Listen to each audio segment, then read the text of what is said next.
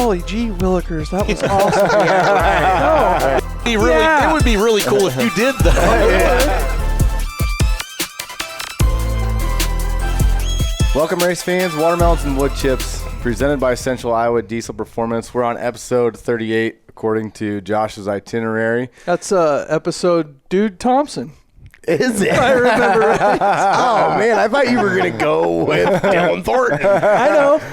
We're going to go with the most claimingest driver back in the early 80s, 90s. I don't know if he was the most, but I'm going to say that because he claimed my dad a lot of He time. filled a cart or two back in the day. But the old 38 special, I tell you what, dashing Dude Thompson down at the Iowa State Fairgrounds was...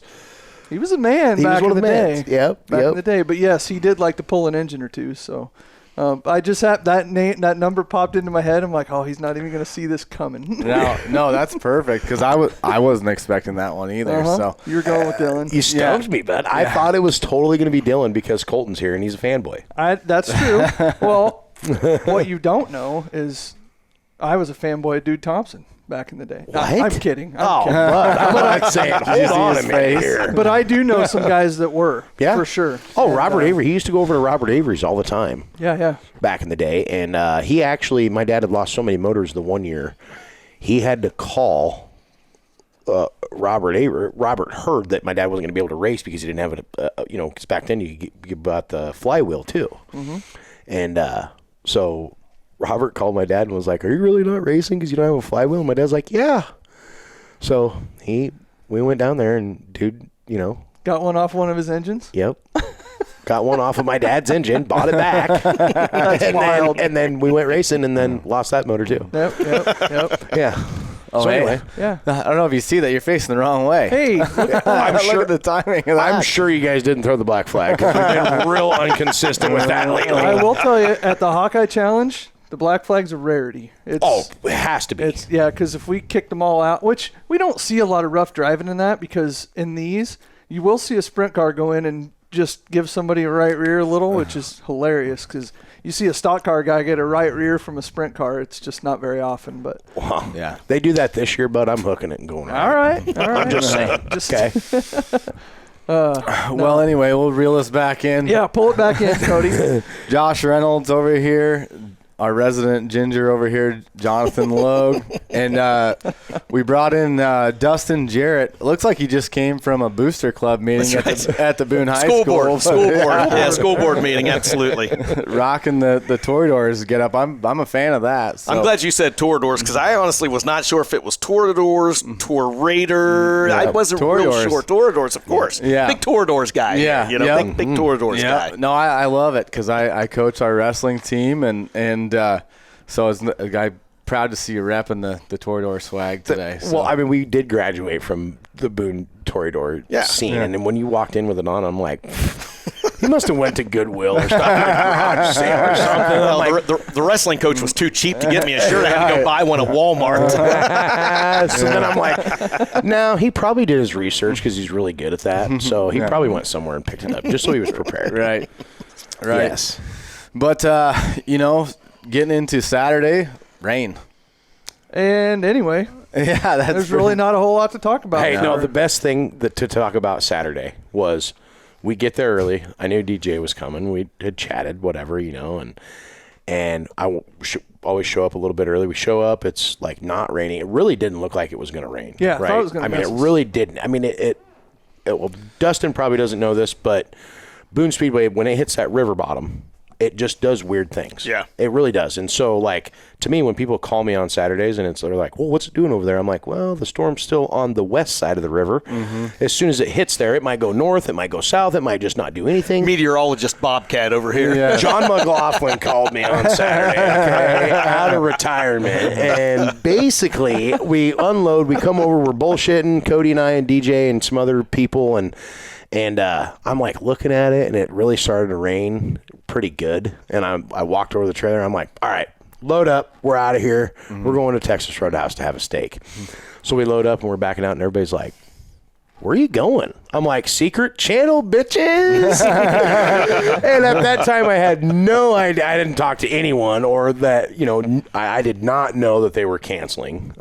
You were the first one out. I was the first one. Everybody at the pit shack was like, what are you doing? I saw him and I was like, he's just going to hang out in the parking lot, because people do that sometimes, just to be, you don't have to wait to get out. But no, he knew it. Well, once I looked at the radar and there was a blob of red and yellow, I'm like, man, I don't know, because it actually picked up a little bit. Yeah, because usually, like you said, when we've seen that, it'll hit the river bottom and it like dissipates or goes around. But yeah, this time it hit it and it just built up. And so, because it showed originally that all that rain was supposed to be out by like 3 o'clock. Right. Or stay south of 80. Right.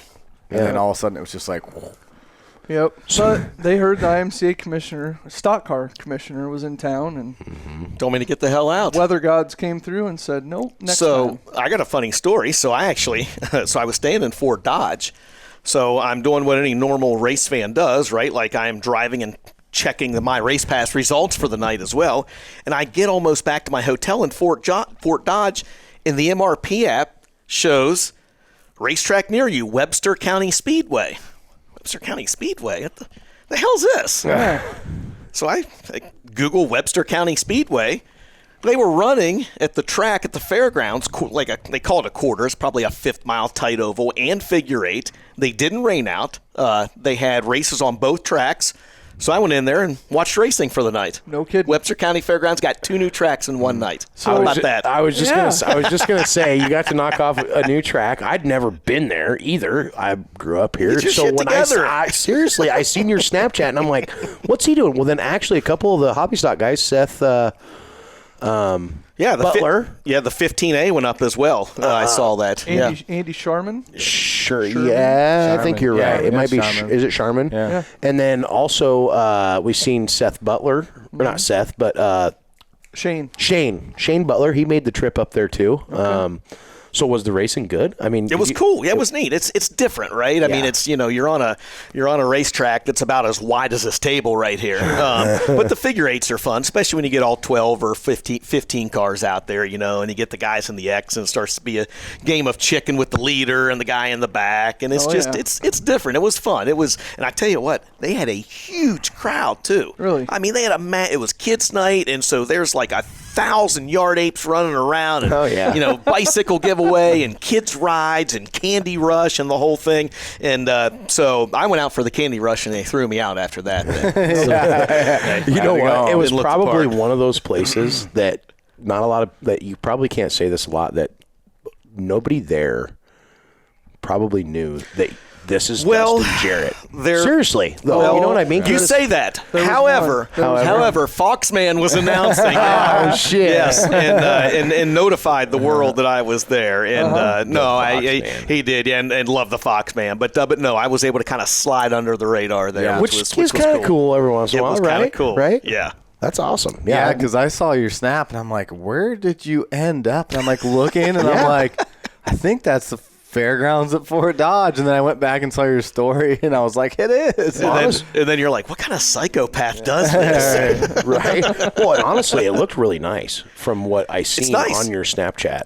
It's like the grass. I mean, it just looked like a nice little facility. Well, they redid that place a few years back, from what I understand. I did a little research, but yeah, I mean, it's all flat, grassy area behind the grandstands for parking.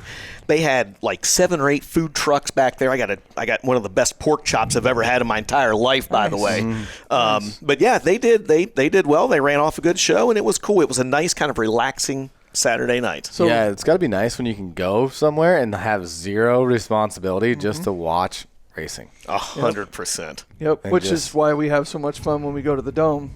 I see Colton back there. That's one of our biggest things. You get there, and it's like we don't have to work. So you get to watch me work. Enjoy yourself. We do get to watch you work the whole time, for sure.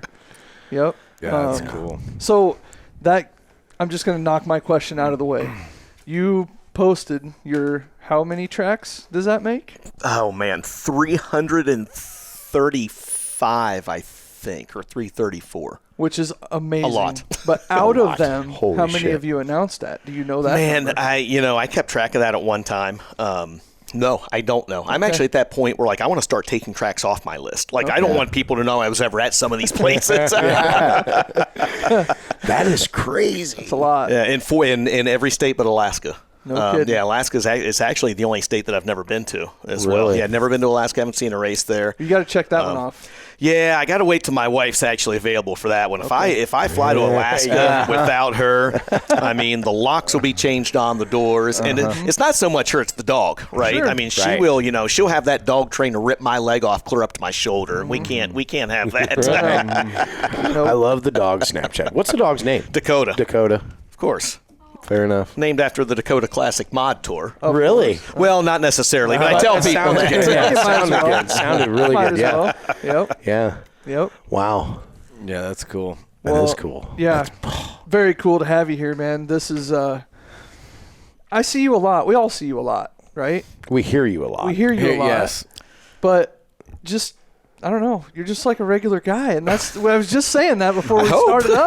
Those are the best ones, though. Yes. But like, where did Dustin Jarrett just say, "Man, I think I want to get involved with auto racing," and why? What? Like, I ask myself why every day. Every day I ask myself why, Jonathan. Man, I mean, I announced my first race when I was like 15 years old. Really? Yeah, there's I don't want to get us too far off the path here because you already derailed us from I did. from what we have here. I told you it wouldn't take long. Right, but no, I mean, I started. So my uncle and my dad raced around home. They ran some tracks around Zanesville, Ohio, Tyler County, West Virginia, in that area, and I had gone so long. 1 week, the announcer at the track in Zanesville that we were going to at the time, Eldora Speedway, it's no longer in business. Their announcer wasn't there, and so I went up to him and said, "Hey, if you ever needed an announcer, I would do it." And they said, "Okay, what do you charge?" And I was young and dumb and 15 years old, and I said, "Well, I'd do it for free." And son of a bitch, if they didn't have me on the microphone the next week. Really? Imagine that. Wow. Right? And that's no lie, actually. That's, Sounds like a typical track owner or promoter. 100%, 100%. So I still haven't found out how to get paid for this either. You're right. So Right. all pro bono we're hearing. Yeah. So and I figured it was just to hang out with Blake Anderson once in a while. Ah, dude, Blake, yeah, that's what it is. Although Blake moved all the way to Skagit, all the did. way to Washington, so I only get to see him about once a year now, and that's at Gateway usually. He messaged me about the Steve. Did he message you about Steve's? Yeah, he usually sends me something every week. Like, man, I'm just listening to the last one. It's pretty awesome. Like, Yeah. but he'll bring up like a memory, like Yes. how it relates to him. Yes. And which is really cool. That's what he did. He's like, man, when you start and Steve started talking about you and your dad racing and stuff, and I'm like, pff. He's like, I love the show. I'm like, we need to get you on here. He's like, well, and I'm like, well, because we kind of like your story too. Like, it's really cool, and to know where that all kind of started, man. I mean, that's a very, very, very cool thing. Well, and to listen to you talk about starting at 15, Blake kind of started young He like did. that too. Right. So, He did, yeah. Like He a lot of was- similarities there. And Blake and I actually started announcing mod lights or the dwarf cars together, and that's all. So that's all that Blake ended up doing every week was he would do the dwarf cars every week with Denny and Toby, and that's how he kind of got rolling. Cut his teeth right at the big I love B. it. That's I love crazy. it. It's crazy. It's awesome. It's awesome. All right, pull us back on track. No, Right? you guys are doing great. right. Your You're job. doing great. Well, so anyways, go from that, I guess, like how did you get rolling? So when did you start doing it more regularly as you got older? My first traveling gig was would have been 2003 with the old the now defunct Battle of the Bluegrass series. The guy that had that, Spencer Wilson, he emailed me and he's like, "Hey, I think I saw you at the Dirt Track World Championship. This is back when it was at Bardstown, Kentucky at Bluegrass Speedway." Wow. He goes, "I am getting ready to branch out and start a national touring series called the NARA Late Models." He goes, "I'm taking James Essex with me to do that." He goes, "I'm looking for someone to do my Battle of the Bluegrass Late Models, and then I'm starting a Battle of the Bluegrass Modified series as well. Would you be interested?" I said, "Yeah, absolutely." And so Spencer started. Hold on. Did you know James at this time? Yeah, we knew each other. We actually both wrote for Mid-American Auto Racing News. Really? Way back in the day, yes. See, yeah. this is one of the moments I'm saying because I was like, well, wait a minute. When did he meet James Essex? Hold on a minute. At some point before that. I can't Okay, all right, pinpoint all a right. year, but we knew of each other. Okay, all right. And so so I said, yeah, I would do it. And again, you know, these little traveling series, you work for next to nothing, right? And so Spencer, he started the NARA late models the next year, which had, I think, 8 races maybe that year. Shannon Babb got crowned the champion. During that off season then, he picked up the Lucas Oil sponsorship, and that eventually became the Lucas Oil Late Model Dirt Series. Really? Wow. Yes, yeah, you did not know I that. did not know that. Yep, that was how all that got started. Wow. And That's so awesome. James was out doing the Lucas Oil Late Model Dirt Series, and I'm traveling around to 201 Speedway in Kentucky, announcing Battle of Bluegrass Late Models. But it was a really cool gig because the guys that came up through that series, we're talking guys like Mikey Marler and guys that went on and ran national, you know, touring late model deals as well. So it Who was still are. and who still are, right. And again, it was a different world back then. You know, we're talking 2004, 2005. They would get 40, 45, 50 late models for a 3,000 to win show, you know? Wow. So it was so that was kind of a cool deal to get your foot in the door, and that eventually led to a role where they were wanting to start doing these audio internet broadcasts, because apparently there was a bunch of psychopaths listening at home that were at home thinking, man, I would love to listen to a race somewhere, right? No video. There's no video. I want to listen to a race. Mm-hmm. And they chose me as the guy to be the voice for them to listen to, which I still don't know why anyone would want to just listen to a race. But there were a lot of people that did, and they did that, and did that for several years and until the Eldora thing came about and yada, yada. So. Well, you think about before, you know, smartphones came along, like I'm out. What? What? Is it blowing your way? The Eldora, you know, it kind of just came. Well, I'm just like, we can go into that story if you want. There's not much. We're going to that story here, bud, but I'm going to let Josh continue on first. well, like I know these guys have heard me talk about before. I grew up on a farm. We didn't have Sheltered. Very sheltered. We had AM radios for a long time. But my first interaction with any kind of racing at all, period, was Weber Valley Speedway and the horse and buggies, right? Very close. Very close. It was radio NASCAR races on radio. Yeah. And I would catch them once in a while. I mean, I listened to football games and stuff like that, but only when they went to the Amish store in town. Of course. well, of course. you had to go over a certain hill before the frequency would come in. Yeah. You'd go over it and it would go away. But yeah, I can see how that would have come along because guys, you know, they didn't have an opportunity, and then of course we didn't have streaming like we do. Yep. Yeah, that technology wasn't available, and two things that I learned back then that have really helped me out today. Richie Lewis was the series director for the Lucas Oil series at the time, and he said, "Now DJ, Richie's from the South. Now DJ." You get on there. I want you to make these races. You are the eyes and ears of these people watching at home. So you need to make sure you get out, you get on there, you describe exactly what's happening to them people watching at home, okay? And so I did. And then the second thing Richie said was, DJ, we want to make sure we get butts in these seats now. It's great we got these people listening at home, but we want to make sure we got butts in the seats. So, you know, you make these races sound as exciting as you possibly can for them people listening at home. And so that's something that always stuck out to me as well. And, like, if you listen to, like, MRN or PRN or something, you know, they'll be like, and Hamlin sticks a nose down to the inside, and you're watching at home, and he's like 8 car lengths back or something, you know? Right. Seriously. When you said who wants to listen to a broadcast, it brought me back, like, if we were racing or going somewhere back in the day with my dad, he would listen on 98.3. Oh, he yeah. would listen to the race. Oh, yeah. And like Ned Jarrett and all them guys were No like, relation. Really? Well, that was going to be my next question. I was going to say condolences. Yeah, thank you. Great Uncle Ned. But, you know, like listening to it, like they did make it exciting. Yes. Yeah. Like, Really. and it was, we didn't even know what we couldn't see what we were doing, but I mean, It made you want to be there. It made you heard wanna it. It made you want to hurry be up there. and get there and turn it on. Absolutely. You know? Yeah, well, and that they like MRN. I was fortunate enough to like meet Frank Beers, and he was the director of operation at MRN, and like so he took me to a couple races at Iowa Speedway, and like I got to go in the trailer, and like so he's like, do you want to shadow this guy? That it was Kyle Rickey was actually on great guy. Yeah, Yep. yeah. So I got to shadow with Kyle Rickey, and we were up on this like, you know, scissor lift in turn 4, and I'm sitting there like watching the race, and I'm just like kind of bored out of my mind, to be honest with you, right? But like you have these guys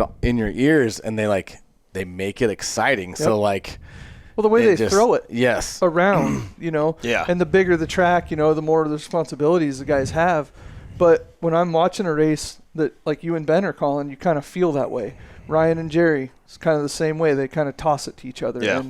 And the good ones, and James Essex, like it's just it's an art and it's honestly, it's kind of a reward to listen to it, because you guys do a great job. You really do. And I know it's hard when somebody tells you do a great job, but you do. I mean, thank you. You need to know that. You. So, we were just talking like before the show started. See, we always do this too. We start talking about stuff before the show, and we're like, wait a minute, we need to be doing this on the show. But if you were watching the Marshalltown Speedway on Friday night, I mean, DJ just picks the mic up and he's talking about people that I didn't even know who it was. It was like, oh yeah, this Hunter is Smith, Fort Morgan, Colorado, winner at Stewart earlier this year. Yeah, right. moved out here earlier in the season. Yeah. Anyone else I can enlighten you on the competition or anything? Go ahead, bud. I'll sit and listen. He's gonna have a spreadsheet for you. Yeah, send it off. This guy drives this way, getting into one. Yeah, right. exactly. Well, what I'm thinking the entire time is Rod. Is it Rod, the announcer at Marshtown? Or is it Rodney? Rodney and his son are probably just Rodney like... Cade. right. You just pick it. It's just like somebody jumps in your car and goes out and wins a feature, and you're like, what the hell? Yeah. I mean, it's kind of like right. That, right? Yeah, it's pretty good. Yeah, not bad. I'd maybe tighten it up the center. So, it is a much appreciated thing, and then to just get to talk to you outside of the booth, you're just stand-up guy, and we had Jimmy Gustin. He set me up for a failure thing. Here's that $20. Here's that $20 out of him for saying that. Right, but it was who's your favorite announcer of all time? And I didn't know if he was talking about IMCA.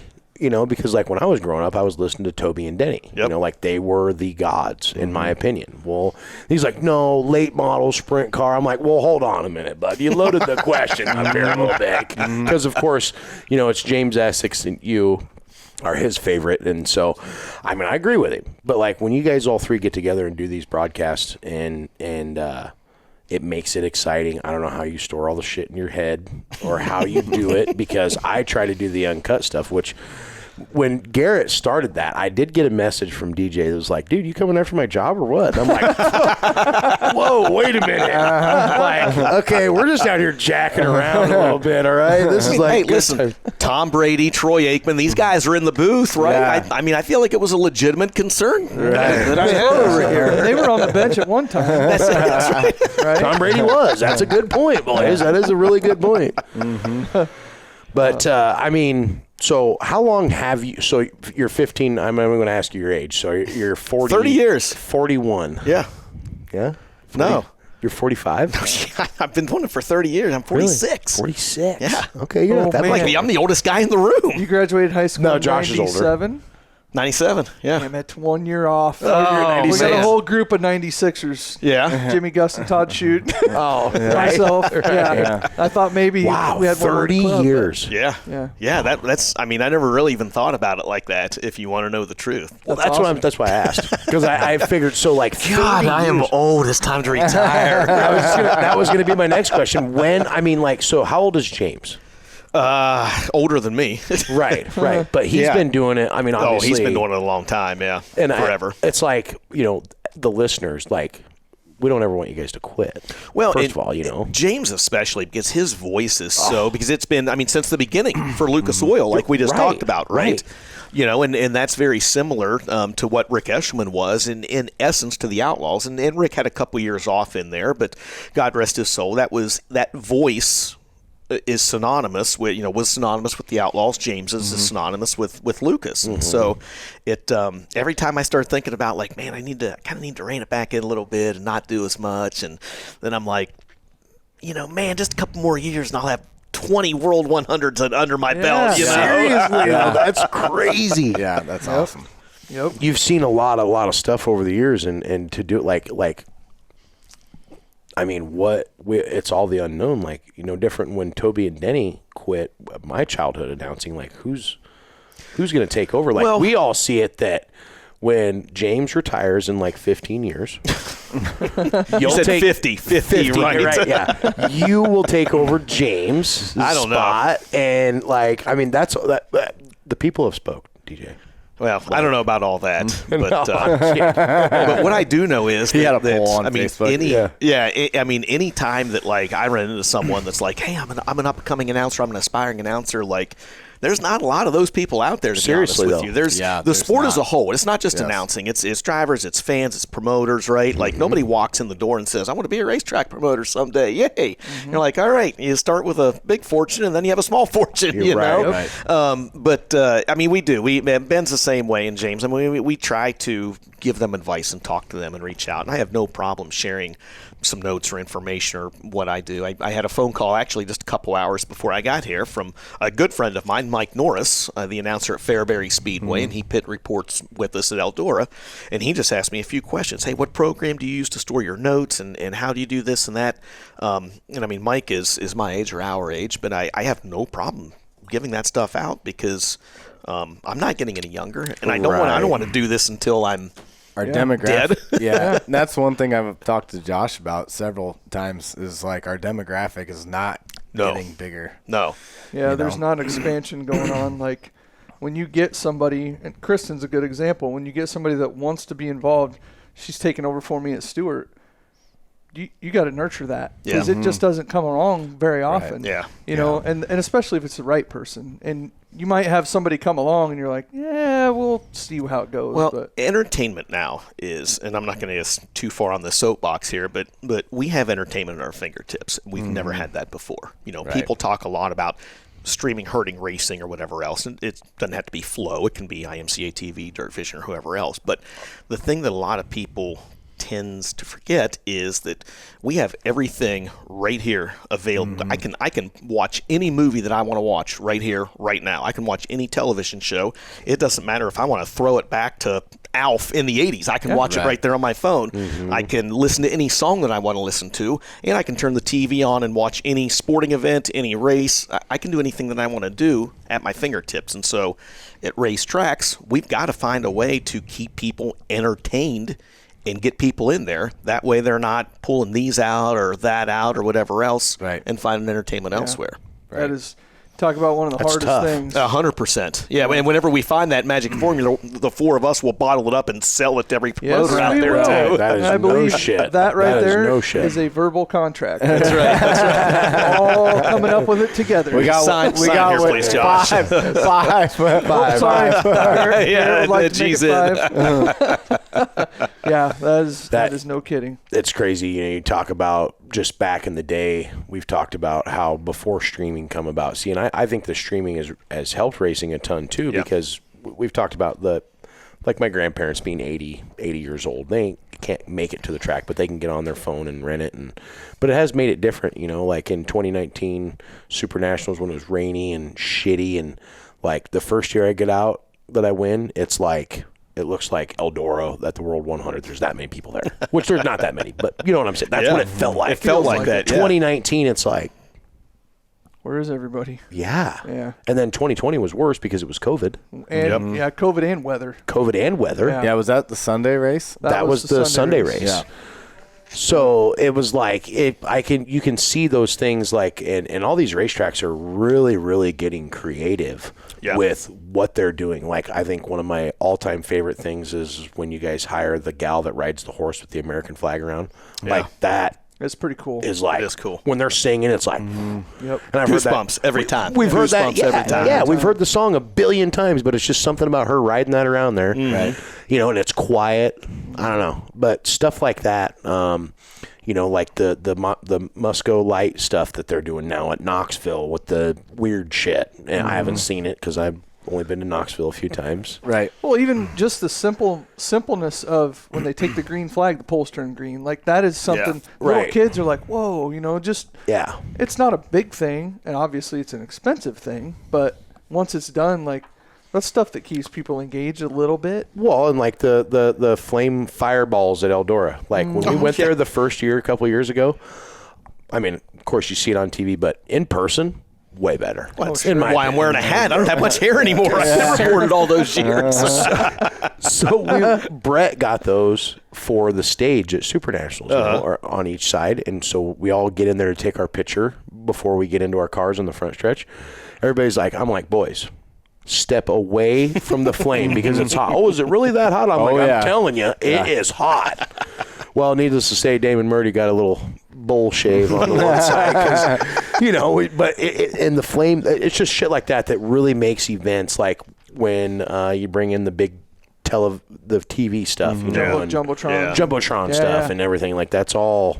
Yes. It takes an event, it elevates. Yeah. And those are things that, I mean, are they necessary? No, the race is going to run so many laps, and there's going to be a winner and everything else. But it just makes everything just that much better. We actually just got a video board that will be at every Lucas Oil race the remainder of the year and every FloRacing night in America. Really? The rest of the year too. Which, by the way, you can see FloRacing night in America at Marshalltown Speedway Tuesday, August 18th, and Mason City Motor Speedway Wednesday, August 19th. There's my shameless plug of the podcast right there. Absolutely. Yeah. Take as many minutes as you need. Many minutes as you need. Well, and that FloRacing Night in America thing is a big thing. Oh, man. I mean, it is. I didn't realize it. Colton and I were working up at Marshalltown a few years ago, and they had one.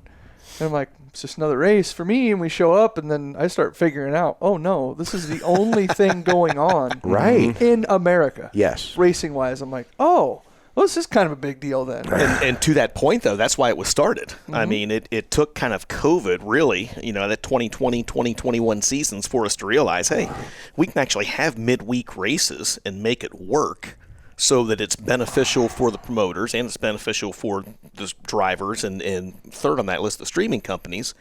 And it's evolved into this giant monster now that we keep saying we're not going to do again the following year. And then we end up doing it the following year, every year, Whoever's listening to this, is it Rigsby? If Rigsby makes that call, like, keep doing Flow Night in America. Like, it's a cool thing. And I was going to, how do you guys choose tracks? Is that one of the toughest parts about it because of scheduling? Yeah, what you do is you get a two-sided jigsaw puzzle, throw it on the table, take a piece away, and then put it back together. That's how you put that schedule together. It's it's quite honestly, like last year, the top 10 in our points, 5 of them were Lucas Oil drivers, 5 of them were World of Outlaws drivers, and so you've got to find a date at a track that both those series are within distance, but not too close, right? Because you don't want to hurt the promoters of those events they're having races at. That makes logistical sense for the drivers, for the tracks, for the series, and then for our staff as well. I mean, because we bring in a production staff of about 10 people or so, and you don't want to wear them out and cause more stress on them either. And so it really and truly is. And then you got some staples in there, like Eldora's found its home that Wednesday before their late model Dream, and so we know that one's going to be in there. Right. The Wednesday before the Prairie Dirt Classic at Fairbury, we know that one's going to be in there. Right. The Peach State Classic at Sonoy, that's going to end our season. So there's almost half your schedule already. Right. And so then you try to slide dates in, and there's 100 tracks we would love to go to. I was talking to Trent Chin the other day. He said, man, we'd love to get one at Park Jefferson. And I'm like, here's the issue with trying to bring one to Park Jefferson. To go to Park Jefferson, you have to be going to Park Jefferson already, right? It's not like both series are within a few hours of that region at the same time. So it is. Well, it almost seems too like you guys schedule that stuff so perfectly. Like they're either. Well, that's what it's like. Well, it's like they're racing here, and like you said, you got both series that are close, and then they're just hitting it on the way through or on the way by or whatever the case is. Well, that's the goal. Sometimes easier said than done, and then Mother Nature throws a wrinkle in everyone's plans. And Right, which really sucks. That happened a lot last year. It's happened a lot this year, too. It's happened a lot this year, too. Yeah, that whole week. Oh, Illinois Speed Week. That was just terrible. Yes. Sucks. Drowned out. Yeah. Cody, we might need to go into the Elmquist towing question of the week and come back to DJ's archives. Oh, yeah. And then go to break real quick. My archives? Yeah, like all your stories. Oh, okay. all your awesome stories. Well, do you want to go? Do you want to go to break first and then come back with the towing question of the week, or what do you want to do? I mean, you are the host. I'm just here, bud. All right. Hey, let's send it off to a break. We're at 34 minutes, so we might as well. Right. Yeah. See, we also have the clock because That's right. We got to reel us in a little bit. So, we'll send it off to Central Iowa Diesel Performance and our other partners. When we come back, we'll get into ElmQuest Towing Question of the Week and continuing to talk with DJ. You've been watching Watermelons and Woodchips. We'll be right back. Central Iowa Diesel Performance is a full-service preventative maintenance and truck repair center in Ames, Iowa. While they specialize in high-performance applications, they can do fleet repair, engine maintenance, transmission repair, or things such as brakes and electrical. Anything diesel truck related, Central Iowa Diesel Performance is your go-to shop. Check them out at www.centraliowadieselperformance.com. At Moffitt's Ford, it's not just about selling cars. It's about taking care of our neighbors. For generations, families have trusted us for reliable vehicles, honest pricing, and service that feels like home. Whether it's a dependable F-150, a safe and spacious Explorer, or your next pre-owned vehicle, we're here to help you find the right fit. And long after you drive off the lot, we're still here with expert service you can count on. Stop by and see us today. Moffitt's Ford, home of the million-mile warranty. Welcome back, race fans. Watermelons and Woodchips presented by Central Iowa Diesel Performance.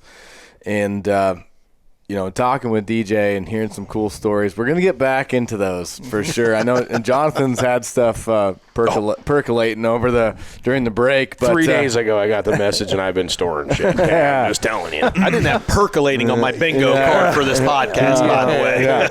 Yes. But, right. Well, we will get to that later. Yeah. We do have something for the unboxing again this week. So I'll have to get the Swiss Army knife out. Right. Yes, we'll have to get that out. And I don't know if you've seen any of the stuff, but we've had people sending us random stuff, and we just open it up on the podcast. Look on the back of Jonathan's chair there. You'll see one. Paul Berger. Oh, I did notice that. You're a good friend of Paul Berger, right? You know Paul pretty well. Yeah, I didn't know Paul. I didn't know Paul wore those. That's his personal one. I opened my mouth and was like, "Oh yeah, I'll wear anything. Send it on into the podcast," And then I'm like, I don't know if I should have said that. Yeah, but it's a little too late now. So Haley will be like, "Hey, you got another random package at the house, and it says watermelons and wood chips on it." That's right. So we have a few things coming up. We have the Hawkeye Challenge coming up this weekend, which is like my favorite all-time event that we have at the racetrack. And, obviously, actually that picture right there of my dad and I from 1989, he won the stock car portion of the Hawkeye Challenge. And then I think he got second in the overall to Brian F. Camp in that deal in 1989. So that's always been a really cool event where we put all the classes together. So it started in the 80s, went through the mid 90s. I think 94 or 95 was the last year that they ended up doing that. But yeah, we brought it back. We brought it back in 2019. It's my first year. 2019 up there. Yeah. Yep. 2019 was the first year back, and I spent time trying to, and actually having the transponders helped a lot as far as like getting that all. So it would, like the first year, I think the top 9 were within 4 seconds of each other, all different classes. We were very close to having the top 4 leaders come out of turn 4 together. Like it was so close. And it was like I said, the first year. So then it kind of springboarded it into what it is now. And hold on. So now that the Adobe Lounge Power Rankings are going on, will the Hawkeye Challenge, the cars that are involved in that race, will that? We could probably work in some bonus. Well, no, points. I'm just asking. Bonus. All right. Because I thought that's where you were going. You want a bonus point for the? I mean, I think we should have a bonus point for it. I mean, it is a special event. Yeah, true. There's a lot of people that are scared to run it. I like running it. I run it. I've ran it every year. But yeah, I mean, it should be a bonus. Don't you think it should be a bonus, DJ? Yeah, didn't you win that one year and get? I knew you were going to bring that up. something? Yeah.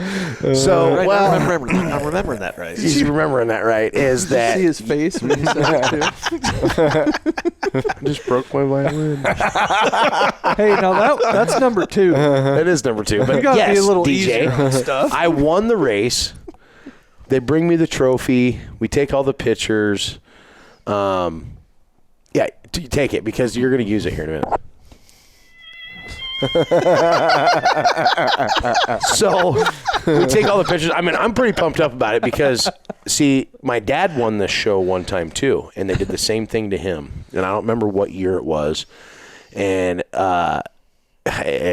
funny story. So my dad figures out back then, you had to change transmissions or your gear to change your gearing. Well, he forgot to do that from one track to another. They had too many toddies that night.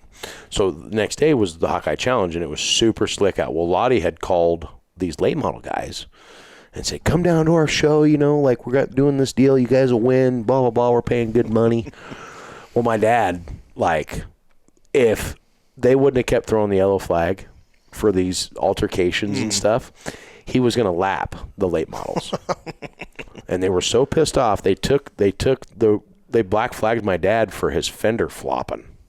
Really? Dead serious. Wow. No kidding. And he was going to win the race, right? So 25 years fast forward, I'm down in victory lane. I'm pumped up, just won the Hawkeye Challenge. I just beat sprint cars. Look out. We're good.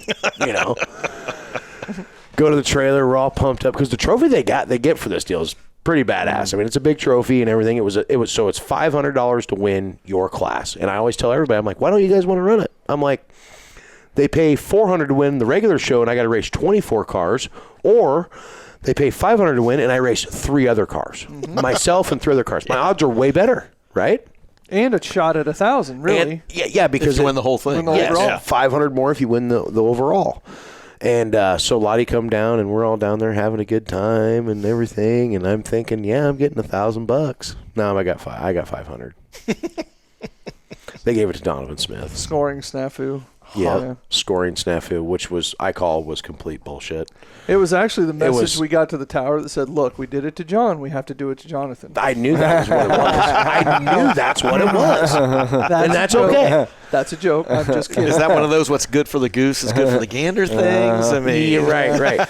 But it is one of the coolest events that I've ever been a part of, and it's because it's crazy, it's wild. It's like you got little cars, you got big cars, then you got really big cars with really big tires. You got open wheel cars, you got stock cars.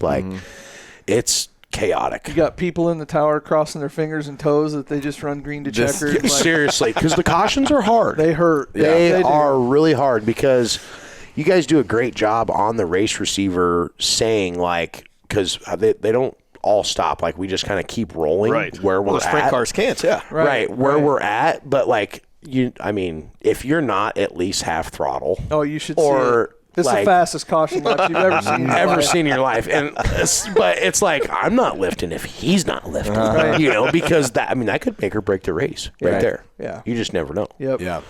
Yeah, So that's one thing that it's tough. It's hard to do. And we've talked about it a few times. You have the greatest race ever. You have great late model races, sprint car races.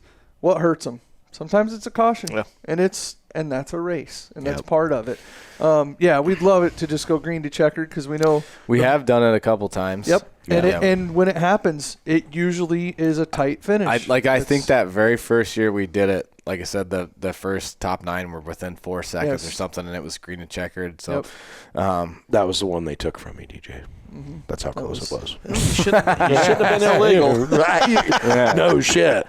But no, it's a really cool event, and we have the Sprint King series coming in to bring the sprint cars to town for that. So, and they run a mixture of Race Saver and Knoxville rules, just as a way for those guys to exist. Have put them together and race, and then with Houston's going on, Knoxville's off, so that's why this lands the way it does, to bring some of those cars to be a part of it. And it's pretty cool. Last year Brett Moffitt showed up and won the the sprint car I portion. remember that. Yeah. Yep. Yeah, so that was cool to have Brett there, and not every day you get a NASCAR Cup Rookie of the Year racing. Well, hold on. Not every day do you get a NASCAR Cup guy that kind of cut his teeth at Boone. Right. Raced at Boone a lot over the years. As a baby. Right. So that was super. And with the Harris Clash coming up, I believe he was a winner of that in the sport mod, and I think he's the youngest winner ever. I think he was 14. Yeah. That'd be a Bob question, boys. Yep. I'm not quite sure if Bob can remember. He is getting pretty old. Well, you'll get a chance to ask him here in a couple of Oh, days. I'm going to be all over Bob. I figured. Yeah. I figured. Garrett, we're going to have to get the censor button out. There's a story about a dog. Bob's I think. Yeah, well, that's where it originated. See? Yeah, that's how Logan Fab started, bud. I mean, That's pretty right. much, bud. Yeah, DJ's never heard that one. We'll have to do that one off air. We'll queue it up. We got a call from the FCC on that. Right. But so we have the Hawkeye Challenge coming up on Saturday. And then obviously with that following Tuesday, Harris Clash. Is it the 35th this year? 35th. 35. Donovan Smith. 35th annual Harris Clash. So this will be out on Tuesday. So technically tomorrow, once we put this out, we're going to do a special live edition with Bob to talk about the Harris Clash on Wednesday. So that'll be really cool. And, that leads us into Elmquist Towing Question of the Week would be best memory of the Harris Clash. And there's so many, but anything at Knoxville just kind of pops up to me. That was our childhood. You know what I mean? Yeah, so Kenny Schrader, I brought this for you, too, by the way. Check that out. Look at that bad boy. The old AC Delco, bud. A great looking car. Isn't it? Look at the aero package on that baby. All it's missing is that the toe bumper that they had sticking out the front though. Yeah, That's it. Yes. My best memory of the Harris Clash for me is Kenny Schrader was driving my dad's car, and I believe it was 1997. He was racing my dad's car, and my dad was racing Rich Lewarke's car. And, of course, I'm like, oh, my gosh, Kenny Schrader is, in our trailer, like he's got a cut-off thumb, anyway. So they go in the rig, and I don't remember this guy's name, but his pilot that flew him there, he comes to the races with him, and we'd always watch Days Thunder. So we're in the infield, and that was, Knoxville preps the racetrack for sprint cars. 410 sprints, yeah. So it was it's muddier and shit. We're either packing or it just made it for a very unique event. So we're inside, we're watching this, and Kenny comes in there, and I'm sitting there watching the TV with Kenny Schrader, and he's like, you know who that is right there? And it's when they're rolling in the rig and they get pulled over by that hot cop, and they got that little 1989 TV in there that you got to sit 6 inches from to see it. And in the background, there's a car rolling down there, and I'm like, no? He's like, that's me rolling down the back straightaway. I'm like, get out of here. Whatever. Bullshit. Well, at that time, I didn't realize that they were actually filming that movie at some of these live events because that was about the only way to do it, And my dad goes out and junks Rich Lewarke's car in turn 4. Yep. I mean, totals it. Yep. And Kenny runs third. And he come in, and, man, he was so pumped up. Because Bob had hooked my dad up with Bob and Kenny go way back, and that was granted, watching my dad on 2 wheels pass Johnny Sadoff off of turn 4 at Knoxville in 1999 or 98 when he won it. That was pretty gnarly too, because the sail panel, that was when Dad ran plexiglass. Wow. And the bolts out of the guardrail shredded on Old Thunder Road. Yeah. Grease lightning, the old scorpions with the shit. That's what it looked like down the side of the sail panel, And then we lost our motor, and But those are always, I mean, just such good race. I remember the year that Clayton Christensen won. Right. That was a big one. That was, for whatever, that pops out in my mind. Like, that was such a good, I just vividly remember I think I was a senior in high school. I had just graduated. And, like, just remember being in the infield at Knoxville watching that. And I'm like, that was cool, you know? So I've been to 4 of the different tracks that it's been at since I've started racing. Yeah. So you had Knoxville, Webster City, Deer Creek, now Boone. Yep. Yeah. I don't know. I know it was at Mason City. Bob's going to elaborate on all this, which is going to be super cool. But it's been such a long time event for the IMCA Modifieds, and to bring in the stock cars last year, I mean, I kind of thought that was a no-brainer. You know, Bob had called me and was like, hey, you want to sponsor this? I'm like, if it's going to be the Rage Chassis IMCA stock car presenting sponsor, come on. Yeah. So I think they've made that show, and it's just crazy. Like, that was one of them shows that you always went to that had almost 100 modifieds, or the sport mods. It took a few years to get there, but they're really supporting that event as well. Yeah, we have 81 and 80 last year, I think, for mods and Had more cars. stock. I think we had more stock cars. Yeah. I think we had one more stock car than modifieds, I think. It's just a great For the turnout. first year. A great turnout. I think they have 100 stock cars this year. We might. I mean, it's and I mean, I don't like to look at long-term weather forecasts. I'm a 3-day guy. Anything more than 3, I don't. You said pay 3 much hours. attention. Well, At Boone, especially at Boone. yeah, right.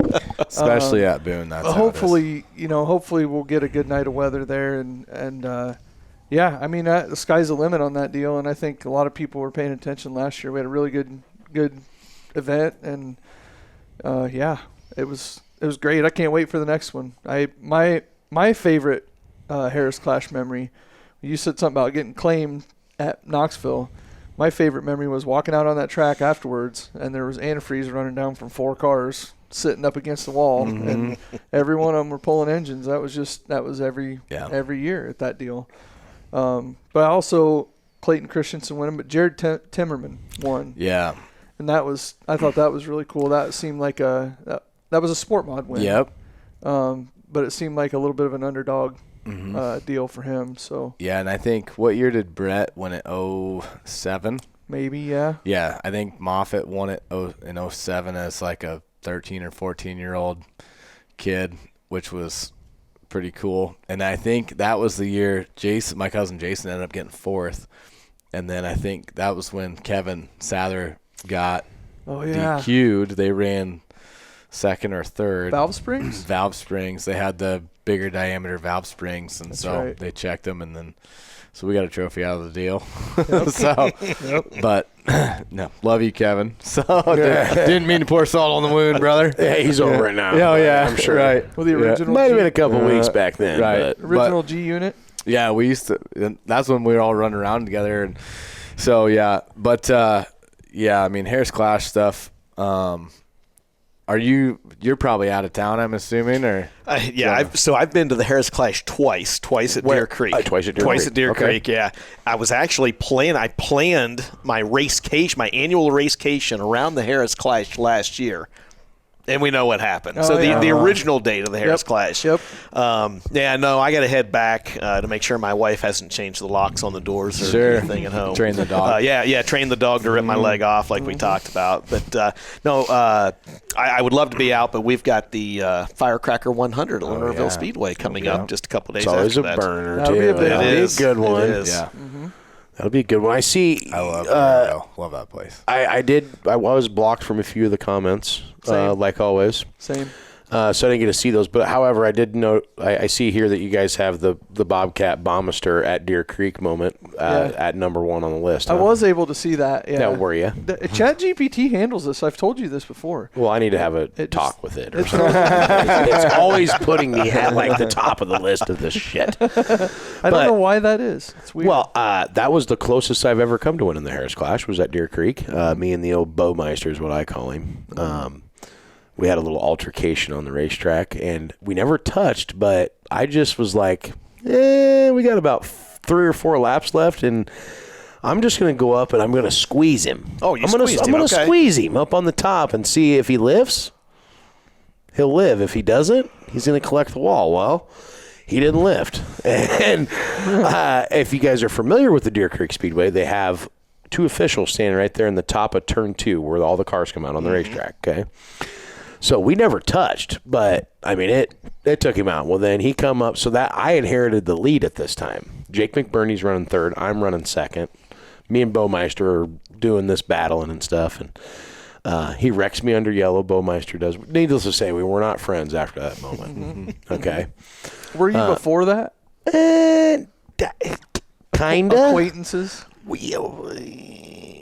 I met him because I wrecked my stuff at Britt, so we kind of like shared some tools and whatever. Well, then we ended up wrecking each other at Britt, and then it was like this. He was kind of like my rival up there, and which like we didn't intentionally wreck. We were just racing really hard, and.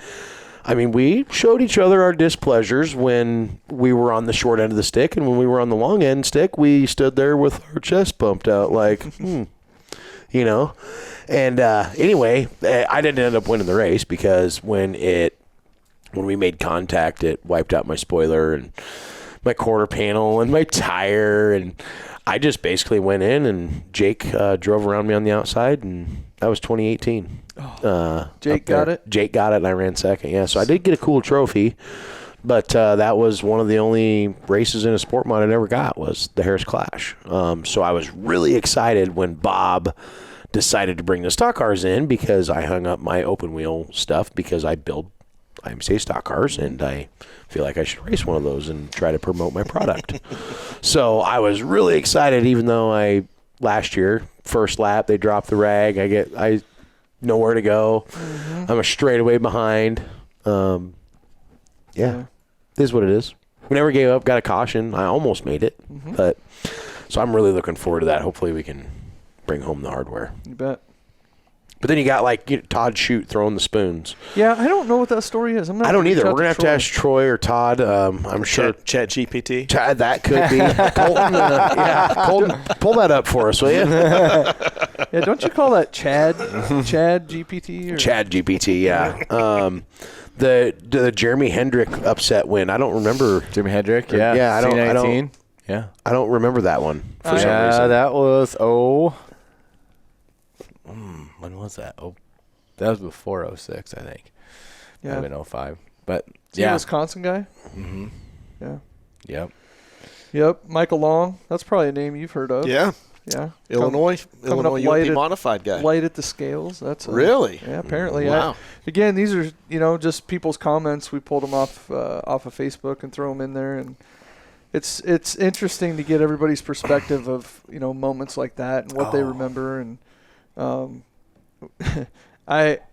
it just always cracks me up because you'll get fans that remember. Somebody remembered Joe McBurney claiming John Logue's motor. That never happened. And that's what you commented on that. And I was like, well, somebody remembers something that. Well, Jake commented on it. Yeah. Oh, he did? Yeah. Okay. I mean, Joe was definitely drinking beer in the trailer. For sure. But, he just I wasn't remember calling the it. one year we went down there. So this was when the Mod Cars series was going on. We went to the Harris Clash. Joe McBurney gets bought. Didn't have another motor. So, I don't remember who bought his motor, but they pulled it at the racetrack. They pulled it at the racetrack, and Joe ended up buying it back from that guy just so we could continue on to go to Batesville, Arkansas to run the Mod Car show. It was a 2-day deal down there. It was Batesville, Salina, Oklahoma, and Batesville. There was a lot of really good memories on there that people brought up. I think it just takes you back to the old times of stuff. But yeah, sitting in the pits down there was always a different thing too because there was no real good spot to watch the races. Well, it sucked. Unless you had a rig to stand on. But you couldn't even stand on the rigs because you can't. They don't let you. They don't let you. Yeah. And we never understood that, but we understand why they do it for the sprint car stuff because their rigs are like twice the size of all of our rigs. Yeah. Granted, at that time, there were still a lot of people getting big rigs, but I don't know. It was just always cool. You go down there to the sprint car capital of the world. You go over to Dingus, grab a couple toddies or whatever, get there, you're driving across the racetrack bitching already because it's so wet. I remember one year they filled all the trash cans full of mud. I mean, like, you couldn't even pick these things up because it was that muddy. Right. But you know what? At the end of the day, by the end of that show, it always usually wound up being a pretty good event by the end of the night. Mm-hmm. It was tough early, but always good at the end. I'm trying to think. I think there was a year that we were down there and something happened where they didn't have an announcer lined up. And Bob, that would have been 2011, maybe. I'm trying to think. Was that still at Knoxville at 2011? Well, yeah, had to have been. Probably, yeah. 2010, 2011. But they didn't have an announcer lined up. There was like a miscommunication, and Bob comes over and he's like, "Hey, I need an announcer. Can you do this for me?" And I swear I was working at Powerlift at the time, so it had to have been 2011. Yeah. So then they did put me up in the booth and I announced the Harris Clash. Yes, it was, because I remember Sobbing ended up winning the sport mod, and he lapped up to like 8th or something. Wow. And it was the hardest race to ever announce because it was just like he was just killing everybody, right? So you had to make it interesting. Yeah, that's right. That's right. Yeah. Right. Yes. So I don't remember. We'll talk afterwards. Yes, exactly. I don't remember who won the modifieds, but I just remember Sobbing would just crush those guys. So it had to be somewhere in that 2010 to 2012 range, because that was when I was working at Powerlift. Because I remember asking Jason, because Jason was racing and then Jeff was racing the modified, and I'm like, they don't have an announcer. They need me to go. And he's like, do it, go. So Lost their tire guy. Yeah, so I went up and announced the Harris Clash one year. So that was pretty cool. Yeah, that is cool. Mm-hmm. Well, yeah, we'll go over some more Harris Clash stuff in tomorrow. Yeah, depending on right. People what your watching timeline this. is. Right. But yeah, let's get back to some of these questions that you have for Dustin, because Oh boy, some of these are they're pretty good. So one question that I have, I don't know if it's even on here, but when we were talking before the show, so I lived in Pennsylvania for like a year and a half, and Danny Dietrich was my landlord, and got to go, and I worked for Hoosier, and we were doing the sprint car thing. And one thing I noticed about the food out there, so like on the East Coast, they have vinegar on the tables.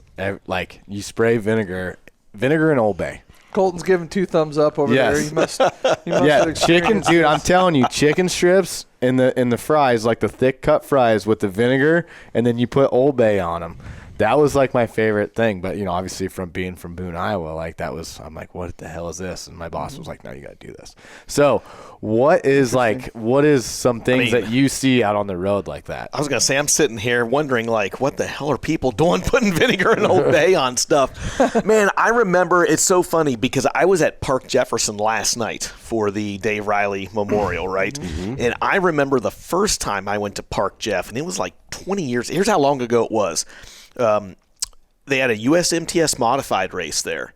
The winner of the USMTS race that night, the first time I was at Park Jeff, John Tesh. Oh, wow. How about that? Yeah. Really? How about that? Yeah. Oh, 14. Yeah, Watertown, the 14, South yeah, Dakota. and I mean, he clobbered them by like half a track. But I tell you that story to tell you this story, that you talk about food on the road. The first time I went there, it was the first time I'd ever been to South Dakota as well, and so I'm in that covered area back there where they've got the concession stand.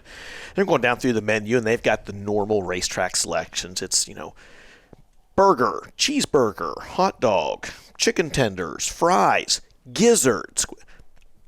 Gizzards? They had gizzards, and that was the first time I had ever experienced that. Really? On the road was gizzards, yeah. I mean, again, this is like 20-some years ago, Sure. so I was not quite as cultured as I am now, but I thought, gizzards, like, I remembered seeing that. Did you get them? No, I did not get them. Because my memory of gizzards was watching, like, Looney Tunes when I was a kid, and I'm like, what is going on here? Right. Oh, yeah. But one that I talk about, man, anytime I can get an Iowa pork producer's sandwich of any kind, whether it's a brat, pork burger, whatever it is.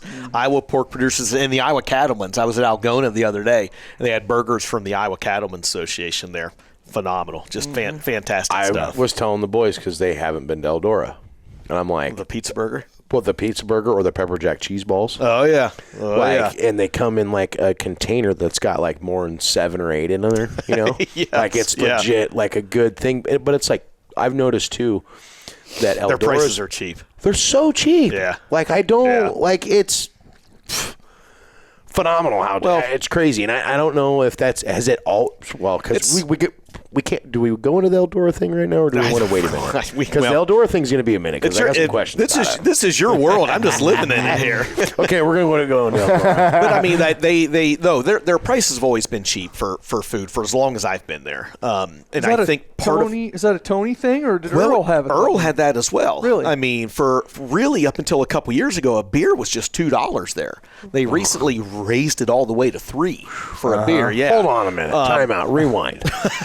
Or you can get 6 for I think $15. By the way. Yes. So, I know. My dad was like, "Gee, this is cheaper than you. This is cheaper than us." You go up there and get a cocktail, and it's a big cup. Yeah. It's not or like a regular, normal, clear, not like the short one. Oh no, it's a $5. Yep, $5 for a mixed drink. Yeah. My dad's like, doubles. Let's go. First year we went there. But okay, rewind real quick. Okay, so Dustin Jarrett's doing announcing with a little bit with James Essex. You're doing this bluegrass thing. Yeah. So you knew Earl? Yes, I did. So did Earl call you? No. How'd you get into Eldora? How did that happen? Because you were the regular announcer there for 5 years. For 5 years, yeah. Really? From 2010 to 2015, I was their house announcer. So how all that got started was my ex-wife and I were expecting our first child. And she was due in September. And the gentleman that was the announcer, well, let me rewind that. I was looking to get off the road from Lucas Oil. I'd been traveling and everything. I was also, in a former life, you guys, I don't think anybody knows this, I spent 15 years of my life working in higher education and college admissions. What? Really? Yeah, I was an assistant director and a dean of college admissions as well. Yeah. For 15 years. So. Wow, where at? Yeah, where's this violin at? I was just writing it down. I was just writing it down to put it in the archives so Garrett can remember that. You'll never remember it anyway. We're never getting rid of this episode, so I will remember. So I had been doing that for a long time, and every weekend it was like rinse and repeat, right? I took Friday afternoons off. I didn't take vacation. I booked like every Friday afternoon off so I could drive 5 hours south to Lake Cumberland, Kentucky, and announce a Battle of Bluegrass race. And Bruce Hines, who was the house announcer at Eldora Speedway, I had been there for a couple of those ALMS late model races covering stuff for Dirt on Dirt. Just getting an interview with the winner with the little, handheld microphone, recorder or whatever. Yeah. Doing a little story, sending that into Michael Rigsby and Todd Turner at Dirt on Dirt. So I kind of got to know the folks at Eldora. I at the time only lived about an hour away. Well, at the end of the season, or during the off season rather, when I had mentioned that my then wife was pregnant, expecting our first child, Bruce Hines, who was the announcer at Eldora Speedway at the time, I knew him. He called me up one day and he said, "Hey," he goes, "I'm not going to be at Eldora next year announcing." He goes, "I don't know if you want to get off the road from traveling because you're expecting your first child or not, but this might be an opportunity for you." He goes, "If you want, I'll mention your name to Larry Bowes." Larry was the race director and kind of oversaw the day-to-day operations there at the time. And I knew Larry, again, just from being there, doing some stuff from Dirt on Dirt. So I reached out to Larry, and Larry basically said, "Yeah, can you come to our banquet this weekend?" And I said, "Sure." And so I get to the banquet, and he says, "I want you to do a few interviews with a few drivers." And so I did, I think, 2 or 3 interviews with, like, their track champions or whatever else. And, like, the next week, he basically said, job's yours if you want it. Wow. And so that was how I became the house announcer at Eldora Speedway. Yeah. Oh, that's cool. I mean, a lot of luck. Couldn't have lined up perfectly though, while you're having a child. Like, I lived an hour away. You know. Right. So, like, were you nervous the first night? So the first night, listen to this. So the very first race, so they had like one race get rained out. So their first night was a USAC sprint car race. And I knew as much about USAC sprints as I know how to build a race car, and that was absolutely nothing. I knew nothing about USAC sprints, okay? Oh, boy. So they had also, Tony was at the helm by this time. Again, this is 2010. They had put new dirt on the racetrack as well. So USAC gets out there, and they had, I believe it was Rob Klepper announcing for them at the time. Oh, yeah. That eased my tension a little bit because Rob and I had done some TV stuff for Lucas Oil a couple years prior. So I'm like, okay, I got this. Well, Tony had put this new dirt on the racetrack, and it didn't settle. And so they go out there and hot lap, and it was like that dust from driving down a dirt road. It went about 3 feet up in the air and just hovered, and you couldn't see anything. Oh, boy. And so Larry, one of the first things that Larry Bowes had told me when I first started announcing there, Larry hated dead air. He did not like dead air, and I was the opposite. I had always come from that background of, again, internet audio, take commercial breaks, you let things breathe for a few seconds, you let that gnat sound of the cars, come into the broadcast, and Larry was a no, talk. So this is all going on, and I mean, when I say the natives were getting restless, these fans were in an uproar over this. They're out there, I mean, it was literally hours they spent working on this racetrack. USAC comes back out, runs, and it's the same thing again. And so, I mean, I'm trying to fill dead air. Hey, don't forget, ladies and gentlemen, get your 50-50 tickets right now. They're available behind the main grandstands, and get those $5 cocktails. And I mean, this goes on for a little while, and Larry's finally like, shut up, don't say anything, don't say a word. And so I'm like radio silent for like, it felt like 30 minutes on the microphone. It probably was not that long, but I mean, it was like forever. And in the next room, Larry and Tony and Larry Kemp, who was the GM at the track at the time, they're over there having a little powwow. And the next thing they come over, they tell me that the race is canceled because they couldn't get that dust under control. That was the very first race I ever announced at Eldora Speedway was that. Oh, wow. Really? Yeah, and so they end up rescheduling it later on. And Tony probably does not remember this. Tony puts a press release out that later says they rescheduled the race for like a Tuesday night, and I don't know, they did something really weird, like I think it was free admission, or if you had an armband from any, they did something really weird. And in the press release, Tony was like it was an actual quote from him, and he's like, we know that when this event got dusted out, we did not communicate very well with you. And I thought, oh my God, I'm fired after one race. I didn't even get to announce a race. Like, he is going to fire my ass right here, and I haven't even got to announce a race at Eldora Speedway. Wow. That was not the case, actually, and he thanked God that he kept me on board, and then I called the dream in the world and everything that year. But it got better from there. Hold on.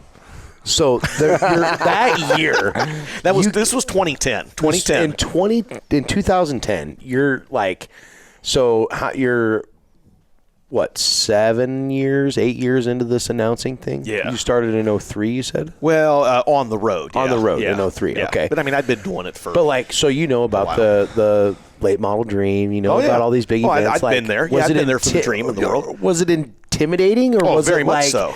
so. So at that point, James Essex is there though. James, I don't know, was there the first year. It was me and Rick Eshelman. Actually, so you got something. So you have something on James. Yes. Wow. Well, no, I don't know that James was there that first year. It was Rick Eshelman and I, or it was Ozzy Altman and I. I can't remember who. Ozzy was the announcer for the Have a Tampa late model series for many years, but it was some combination. I think James came in the next year. Do you remember who won that race?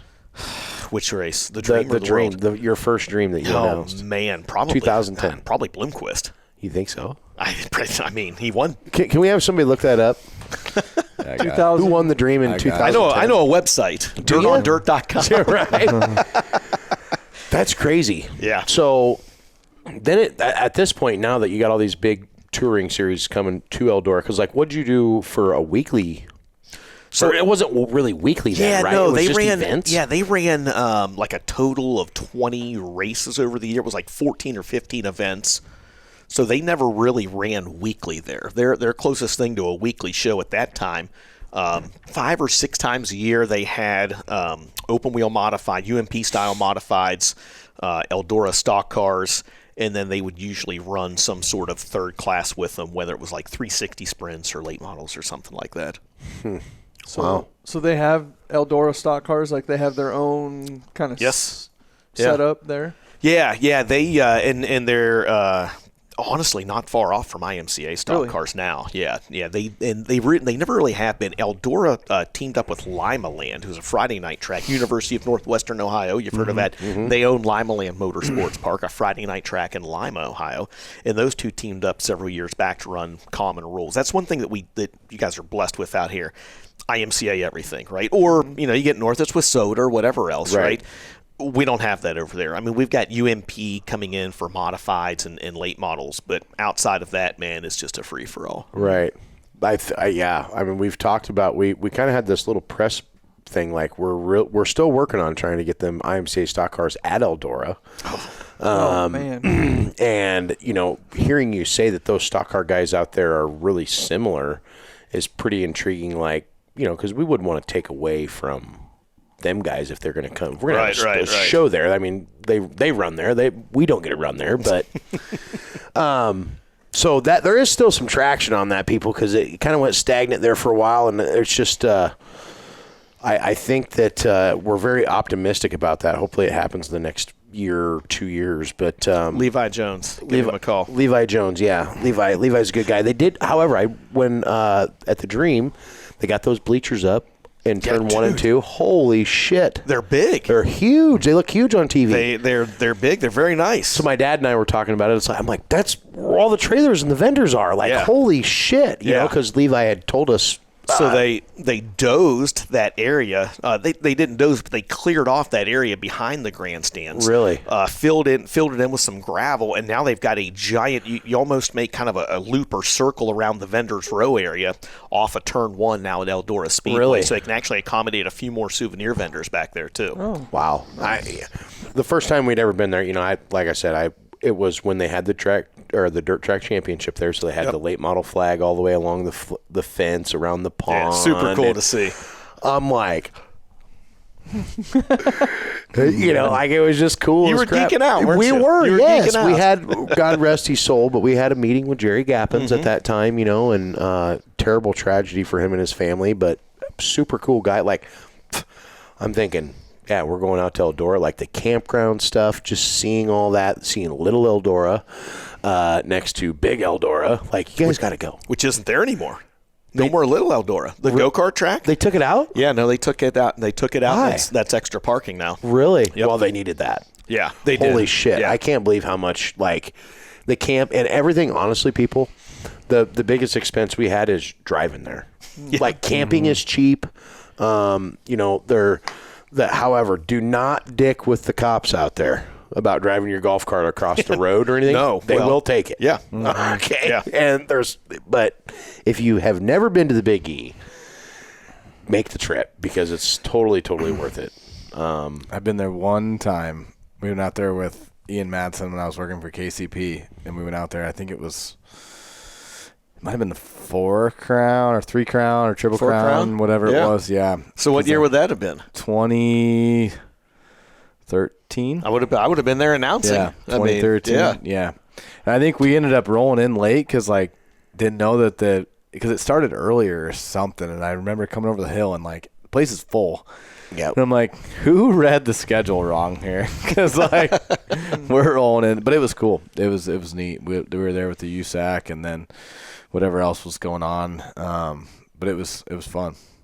So you do that for 5 years, and then is that when you got the call from Flo? Like you were just killing it? No. What'd you do after you left Eldora? Like how do you where do you go? The reason I left is I became again, going back to this secret life in college admissions, I became the dean of admissions at Wheeling Jesuit University in Wheeling, West Virginia, which was 20 minutes from where I grew up. This was so I'd spent all this time. Dean. What? I spent all this time as an assistant He's like the director of dean. admissions. He's like the dean off Accepted. Yeah, that's right. That's exactly right. That's exactly right. Yeah.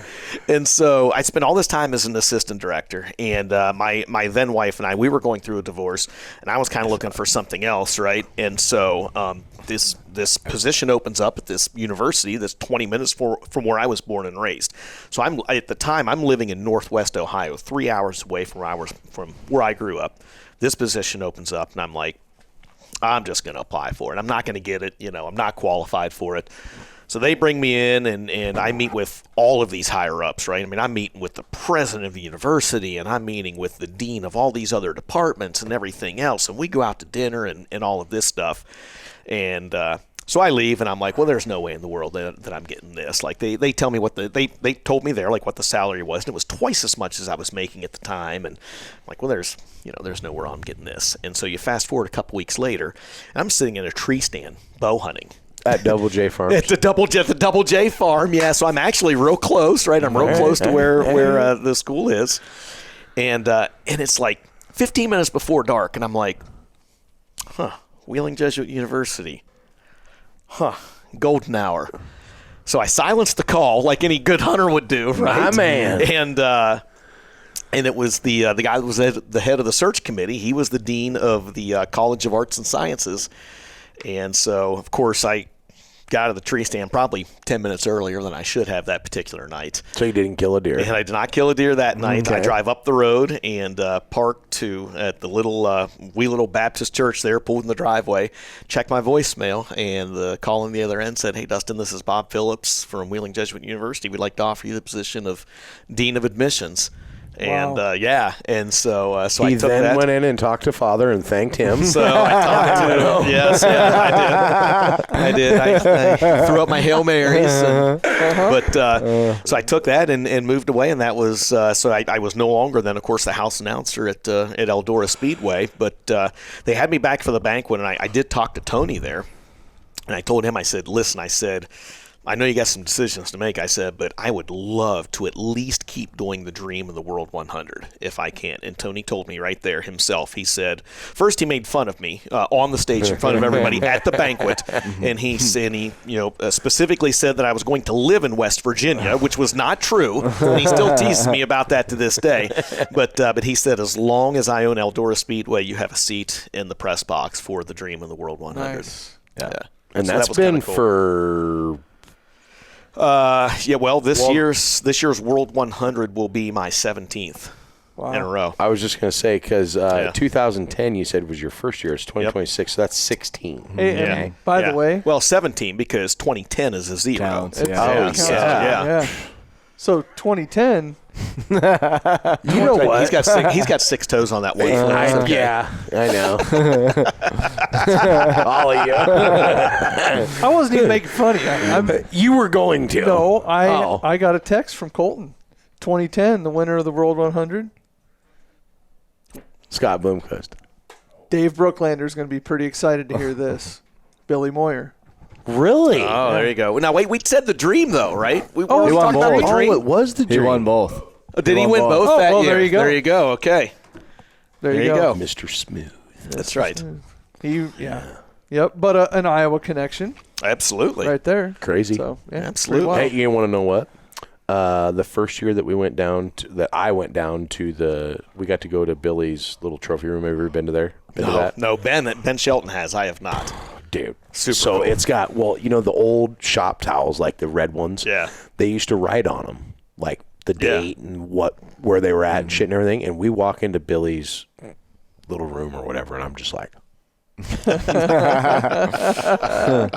I mean, the first thing I went to was I picked one of them rags up, just because it was like laying over the trophy, and because I wanted to read what it said. And then we went to Larry Shaw's little deal. Yeah. Have you been to that? No. Oh no. man, if If you go to the top, because you'll be at the topless, won't you? No. At Batesville? No, I do not do the topless. No, every year it interferes with my wife's first volleyball match of the year. Oh, Yeah, okay. I've never been to Batesville. What? That's one track I've never been to. Yeah, I've never been to Batesville. Sorry, Moon. Oh, Yeah, never. Mondays with Moon are going to be a little different today, huh? Just saying. you know we have a Batesville connection coming on a week from tonight. I guarantee you Peyton will be like, you know what? We're just going to fly him down on. But Sorry, Snake. sorry, right. But no, it was PTP just one. it was just super cool to see. Billy was one of the best back in the day. you know, yeah. and my dad got the opportunity to race a Rayburn car and got to race with the Tall Cool One and That's Bloomer and Billy and all this shit. And they were whatever racetrack they were at where Bloomquist wore the police uniform to the driver's meeting. I Don't know that I remember this. think so. My dad, they were there, and my dad won a B main, and Bob Pierce come over to my dad and looked at his tires. My dad's like, "What are you doing?" Oh, just look.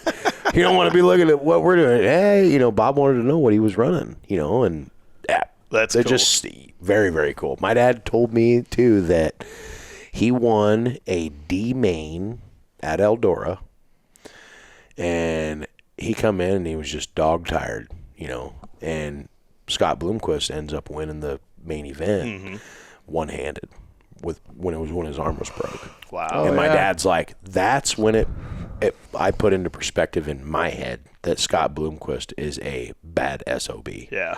Because he goes, I was like dog tired. Like he goes, it is the force, and the racing wears you out worse or more than any other track he'd been on. Sure, and that was before containment seats too. So you Correct. were muscling.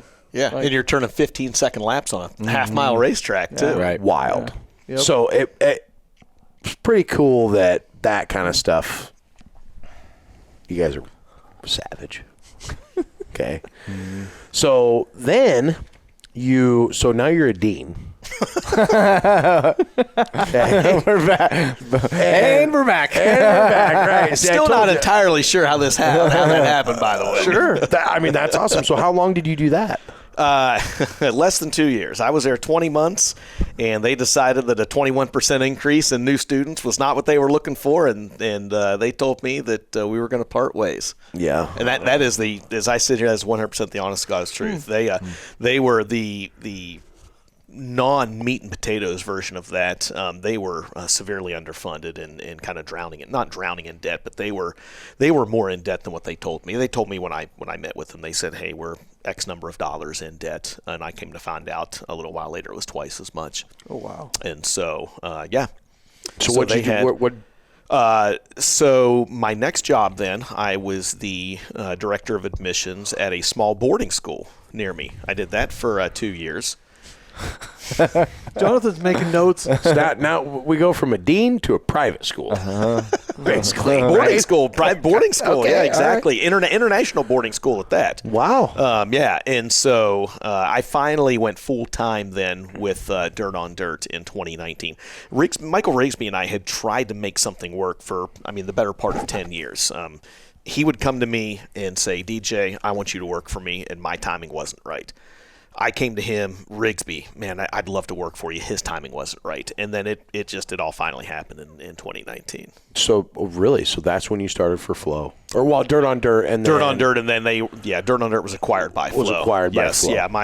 Dirt on Dirt, I was kind of a jack of all trades, master of none, right? Like a Swiss Army knife. I did all of their social media. I did their ad sales and a few other things for them as well. My announcing was wrapped into that. Wow, gosh dang, that's okay. Yeah. Right on.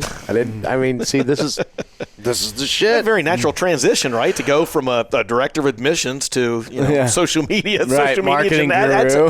sales manager. Yeah. There's a lot of people out there that watch or pay attention to that stuff, that don't know that, didn't know that. I didn't know that, and I paid attention to that shit. You need to pay more attention then. I have wrote everything down. Have you seen me right now? I'm telling you. So, okay. Isn't it time for a commercial break? Do you want to go to a commercial break? I mean, I do have to take a piss. Yeah, we're not. Why don't you send it off to a break? Sure, Cody? yeah. I mean, because we still got like 80 more minutes of things to cover because I've been like hammering DJ. Did I tell you, by the way, did I tell you that I do have a 2-hour drive after this as well? I'm staying in Cedar Rapids. You are? Yeah. I can get you there quicker. Okay. Well, not if you're going to get disqualified like you did at the Hawkeye Challenge. Fair. Yep. That's right. All right, we'll send it off to a break to Logue Fab and P1P Canopy and Adobe Lounge. And when we come back, we'll finish talking to DJ. We've got a box to open. We got to open up the box. And go from there. But stay tuned. You're watching Watermelons and Woodchips. We'll be right back.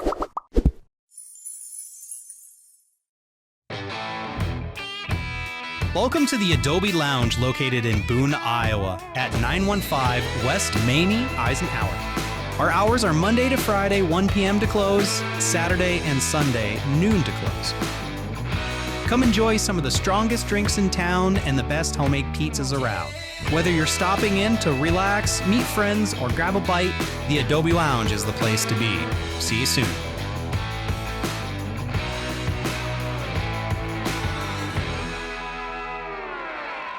This is Dustin Jarrett, and you are watching the Watermelons and Woodchips podcast with my guys Cody, Josh, and the Bobcat. Welcome back, race fans. Watermelons and Woodchips presented by Central Iowa Diesel Performance. Back from the break and still talking to, I guess, our resident dean of auto racing, DJ. Like I said, he is used to being the dean of admissions. He did come from a school board meeting at Boone High School tonight, so here the wrestling coach's job is on the line. Yeah, well, yeah, It always is. yes, right. Well, hey, are you going to start calling him the dean? Yeah. Is that a way for you to come up with a nickname for Dustin? You had a question about I that know. name. This is one of the things that I was thinking of. We'll get to Moffitt's Mayhem, but while we're talking about this, so Steve Jackson has one of the coolest nicknames. Capital City Tornado is like still one of my favorite all-time nicknames for a race car driver. Have you ever had any nicknames that you've given guys that have stuck, or what's your favorite one that you've heard? Yeah, I've given a few, not a ton. I was never I don't want to say I was never a big nickname guy. And Rick Eschelman and I, and God rest his soul, we used to joke with each other all the time. I'd say, Rick, you give every single one of these drivers a nickname. And he's like, yeah. You go to a wrestling match, he goes, and you know exactly who the Ultimate Warrior is, or who the Hulkster is, or you go to a racetrack and you know who Squirrel is. And so that was, we would have playful banter back and forth about that. I've given a few, not a ton. Snowdrift for Blair Nodorf. Very first time that he ever raced with us, Ben Shelton actually sent me, he goes, how do you think you would pronounce this guy's last name? Because it's like North Durft or something. And he's like, no, it's like Nodorf. And I said, what, Snowdrift? And so there was that one and a few other regional guys. I think my favorite of all time, there was a guy from Pennsylvania, Western Central Pennsylvania. His name was John Britsky. And his nickname was the Russian Rocket. Really? And I thought, awesome. what a cool nickname. Right. The Russian Rocket, John Britsky in the 18. Oh, that's awesome. See, like, that's the kind of shit that I'm like, I get. So, okay. Like, recognize, like, he always had, like, a number on the quarter panel every year. He was a good little regional shoe. Like, he ran a lot of, like, the Max races back in the day and things like that. But just because of his nickname, you were a fan of the Russian Rocket, John Britsky. So, I like it. Like, where does the smooth operator or, the real deal obviously comes from Don O'Neill, right? Okay. But like, like Bloomquist and where did all this come from? James? Is it James? James, Rick, a lot of it. I'm an organic guy too. Right, like I want a nickname to be organic. Yes. For someone, I don't want it to just be someone an alliteration of someone's hometown and then something afterwards. The Boone Basher, the Slaughtersville or whatever. And it's not like you're sitting in a room with Vince McMahon with a list of nicknames and you got to pick and you got to work them down. Which one of these sounds good? Right. Yeah, exactly. Tim Dome, the showstopper. You know, I used to call him that because he ran around Well, my area. you guys really have a good time at the Dome. When they do have that. to. So, like, where do you guys just come up with that, have a meeting about it, or how's that all work? Wait, I'm not sure I understand the question here. Well, the question is, like, so when they first started doing the, like, coming out and, like the driver intros. the driver intros Yeah, and yeah, stuff, yeah. like, what inspired that? Like, because, when Rico came out on Bloomquist's show, Which was, I think that's the best one of all time. that's what I'm saying. That and Shannon Babb coming out with the wheelbarrow. Yes. Yeah. That was great. I think that was very organic, just truth be told. Like Cody Summer wanted the really cool intros with the smoke and the guys walking out of the tunnel, but them coming out and doing things really and truly was just very organic. Really? And then I think it hit a high point. I'm going to say probably 5, 6, 7 years ago. I don't know those have been as good the last few years. That's my challenge to the dirt late model drivers in the Dome. Better driver introductions in 2026. Okay, the next thing is you're a deer hunter, right? Yes. Okay. Can you talk to Sommer and tell him to get it off of Iowa's opening weekend of deer hunt?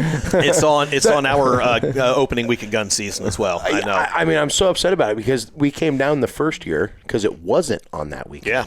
And then ever since then, I've had to watch on TV because I'm in the timber. Yeah. Well, here's the good news is that Logue Fabrication, it sounds like, wants to sponsor a second running of the Gateway Dirt Nationals 2 weeks later, and we can have it then. As long as you and know have it, IMCA Stock Cars there. Everybody wins. Everybody wins. Whoa. What would it be like if at the Dome was stock cars?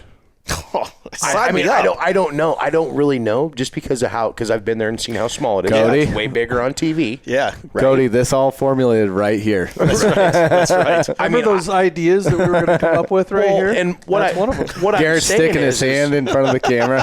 what I'm over here. meaning by that is the Class 2 Tough to Tame, we can rub a little bit. Oh, and yeah. like not tear off like our sail panels or our spoilers or whatever. Like, I mean, it might be a pretty good show. One guy that goes to the suite in our suite is Mike Nichols. And Oh, my. and we had the talk a couple years ago. I said, if they ever had stock cars at something like this, he goes, I'll be racing it. Yeah. Like, for sure. Well, it's an invite only. We're probably not going to invite you, Mike. It would. Fast, okay? I'm just saying. Doesn't even live in the guy doesn't even live in the area anymore. He's not here to defend himself. I know. Right? But I love Mike Nichols. I've raced with Mike. He's been a big inspiration to the sport. He's done so much for the sport. But I don't want to race him. He's fast. Well, and now, as an originator of the idea, I'm going to give him a provisional. So he's going to be in. There you go. Of course, I the farm kid would come in with that, wouldn't he? Quick 30-second Mike Nichols story. I was down and out for about a month with Lyme disease last summer. Really? And yes, yeah. And I mean, didn't get to announce a few races like the North-South 100, Hall of Fame ceremonies and all of that. And going through my Facebook inbox, and that's just people that reach out to you that you don't know. It's incredibly flattering, but you've also got to filter through, all of the spam messages and everything else. And I get one on there from a Mike Nichols, and I'm like, well, I know who that guy. I followed IMCA racing enough to know who that is. And he reached out to me and had a really good conversation and shared some stories with me. Sent me a T-shirt in the mail, so I've got a Nichols racing shirt. I was IMCA Stock Car when IMCA Stock Car wasn't cool, and so I got that shirt at home. Yeah, so I wanted to throw that out there because I thought that was a really cool gesture. That is Absolutely. very, very awesome. That's just Lyme disease not cool, but the gesture from Mike was cool. So I'm an avid mushroom. Do you have mushrooms in Ohio? Yeah. So are you a mushroom hunter? No. So Deer hunter, yes. Mushroom hunter, no. I'm an avid mushroom hunter. I had a tick in my belly. I thought it was a piece of lint, but I had a tick in my belly button. Oh. If you'd wash your belly button a little more often, that wouldn't happen.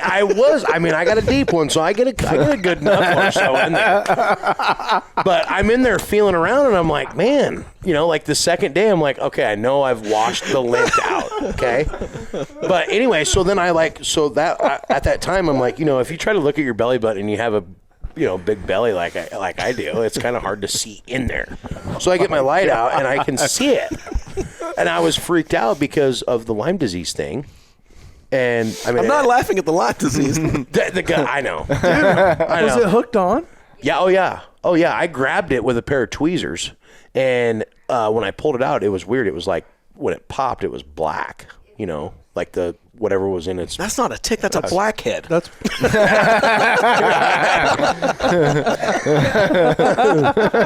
So I was freaked out.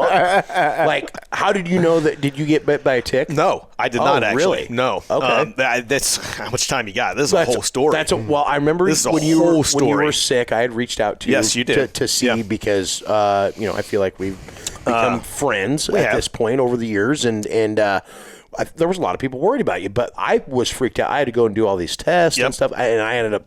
I was good. I try to give you the cliff notes. I woke up on a Monday morning. I had been setting up trail cameras on a Saturday. I woke up on Monday with such a, not even a headache, such a pain in my head. I could have told you exactly where the veins were, like in my forehead and down the side of my face. Like it was like a throbbing, like with every blood pulse, not to be gross. Damn. But like I could feel, And so that was Monday morning. Tuesday morning I woke up and it was like 85% on the left side of my face. And I'm like, well, this isn't good. Wednesday morning I woke up, it was 100% left side. Left side of my face is turning about the color of the table. It's turning like a reddish purple color, like lips, like kind of, you know, like I've got Bell's palsy or something. So I go to the doctor, and the doctor's like, she's like, well, it could be this, or this. She goes, and Lyme disease was one of the things. She goes, I think it's maybe facial cellulitis based on this pain you were telling me about Monday. I'm going to put you on an incredibly aggressive medication for that. If you're not if you don't start feeling better within 24 hours, come back and see me tomorrow morning and we can at least rule that out. I, in fact, did not feel better within 24 hours. I felt worse. She got me off that and she put me on, she put me on a medication for something else and I can't remember now what it was. This is Thursday morning. Whatever she put me on there did not help. I woke up Friday morning and it was like I'd had a stroke. And if you know anyone that has ever had a stroke, a lot of times after they have a stroke, their speech is very broken and fragmented. And that was how I woke up Friday morning. Wow. You know, I woke up, I'm talking to my wife, and I knew what I was trying to say, just like the four of us are talking here, but it was coming out very fragmented like that. Wow. And again, it didn't really register with me that it was happening like that. And I look at my wife, and she's like, I don't know what's wrong with you. You know, she's crying, and I'm like, I don't know what's wrong with me either. And so I immediately go to she for whatever reason she goes off to work. I go to the doctor, and the physician's assistant that saw me just happened to be one of my wife's volleyball players' moms. She sees me for like 2 minutes, and she goes back and I found this out later. She goes back and tells the doctor, hey, I don't know how well you know Dustin Jarrett, but there is something seriously wrong with him. Doctor comes out. He is, we joked about the school board, he was on the school board for the high school that my wife and I graduated from that I announced basketball games for. He comes out, sees me for 5 minutes, and he's like, I know you well enough to know this isn't you. And so same thing. He sent me immediately to ER. He called ER himself and had CAT scan, EKG, and blood work done. Oh, boy. And they found out there that it was Lyme disease, and they put me on doxycycline for like 2.5, 3 weeks. And so, I mean, that fixed it, I guess. That's, yeah. But yeah, I mean, it's still It's a scary deal. It is. Very scary, especially when they're looking at you going, well, when I mean, I don't announce for a living. I've got a full-time job at Flo, but like when that is such a big part, when talking is such a big part of what you do, and you wake up one morning and you can't talk, you know, I mean, there's a lot of things that go through your head. Man. Am I going to be able to do this again? Am I going to be like this forever? Because I know people that have had strokes and have had things. My grandmother had a stroke. And she's still with us at 90 years old, but she, in the same sense, her speech is very broken, very fragmented, and you a lot of times can't understand what she's saying. And so, those thoughts start going through your head of that sort of thing. Wow. Right? I bet that was a very scary moment for you. It was. Especially for what you do for your, like you said, a living. It's okay. Don't get emotional on me. I'm all right. I'm all right. I was genuinely worried because we had read your post. We had read your post and stuff, and like I said, I mean that's a kind of a freak deal, you know. But that can happen Yeah, and again, the weird thing is I never pulled a tick off of me. Never. That's so never weird. pulled a tick off. I've never had the welt, the bullseye or anything. But that was a very, I don't want to say very, but that was a somewhat common occurrence in our region last summer as well. Yeah, I bet I've had 8 to 10 people reach out to me since then that had the same exact thing. Without happen a to tick. them. Without a tick. Yeah, without a tick, without I a wonder bite, where without it a comes mark. from. That's weird. Yeah. Ohio's weird. Write that down, G. Anyway. We still want to go to Eldora. Yeah, still go to Eldora. Yeah, there's no ticks there. Well, and they have, cheap concession food. So. Right. So we know that you have, raced and been at 300 and how many? I think 35, I lost track after the other 35 day. tracks, right? What do you see? What's the differences from region to region, from like IMCA to UMP or to the late model stuff? Like what do you see as the biggest outstanding difference between the two? The biggest thing in this area is, and this is no secret to probably most people watching, is just the IMCA. Again, I don't care if it's IMCA sanctioning or WISSOTA or whatever, but we're in IMCA country. We're in central Iowa. It's the common set of rules across the board, and if you break those rules, you're done for 30 days or whatever that penalty is from every racetrack, right? And as I mentioned, in Ohio, we don't have that. We have UMP late models and UMP modifieds, but everything else beyond that is a free-for-all. The rules at one track are different from the rules at a track an hour down the road, and the tech officials aren't trained as well, just very honestly, and I'm not throwing my home state under the bus or anything like that.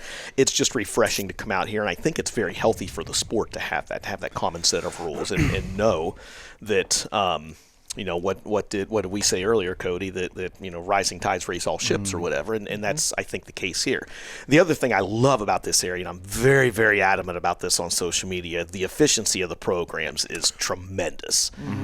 One and done rule in the heats and B mains is spectacular, but I think it makes you guys better drivers. I mean, I see that it really and truly does. When someone says they're going to start a race at 6:45 p.m. I'll be damned if that first car ain't on the track at 6:45 p.m. And again, we don't have that at home all the time. It might be 6:45. It might be 7. It might be 7:10. Right. What do you think?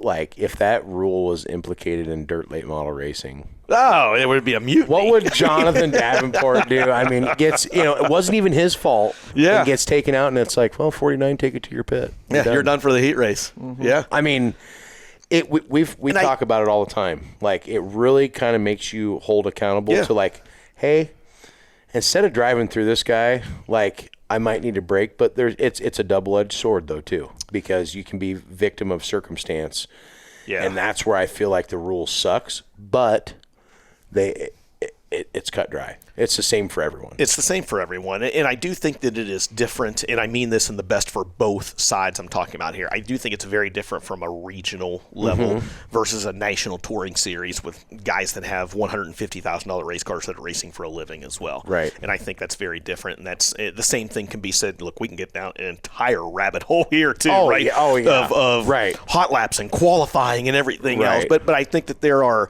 I could sit here and say, and I do, I love the fact that out here it's, there's the handicap point system, and that's how heat races are lined up. Not everybody hot laps. There's no qualifying. I love that.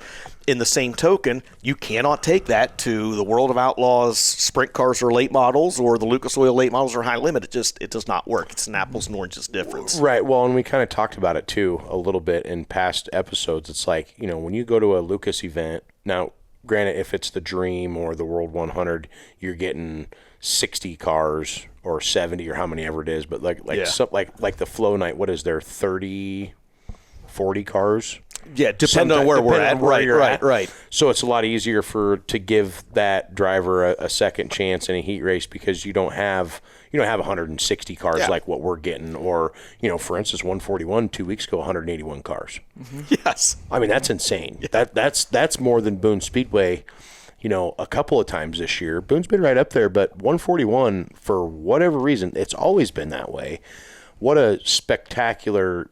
You've been there. Yes. Once. Just one time, actually, believe it or not. We see that is it the World of Outlaws that are going there? This weekend. This weekend. I'm really curious to see how that place races with those big guys on there. It's going to be a little different. Like, that place is so unique.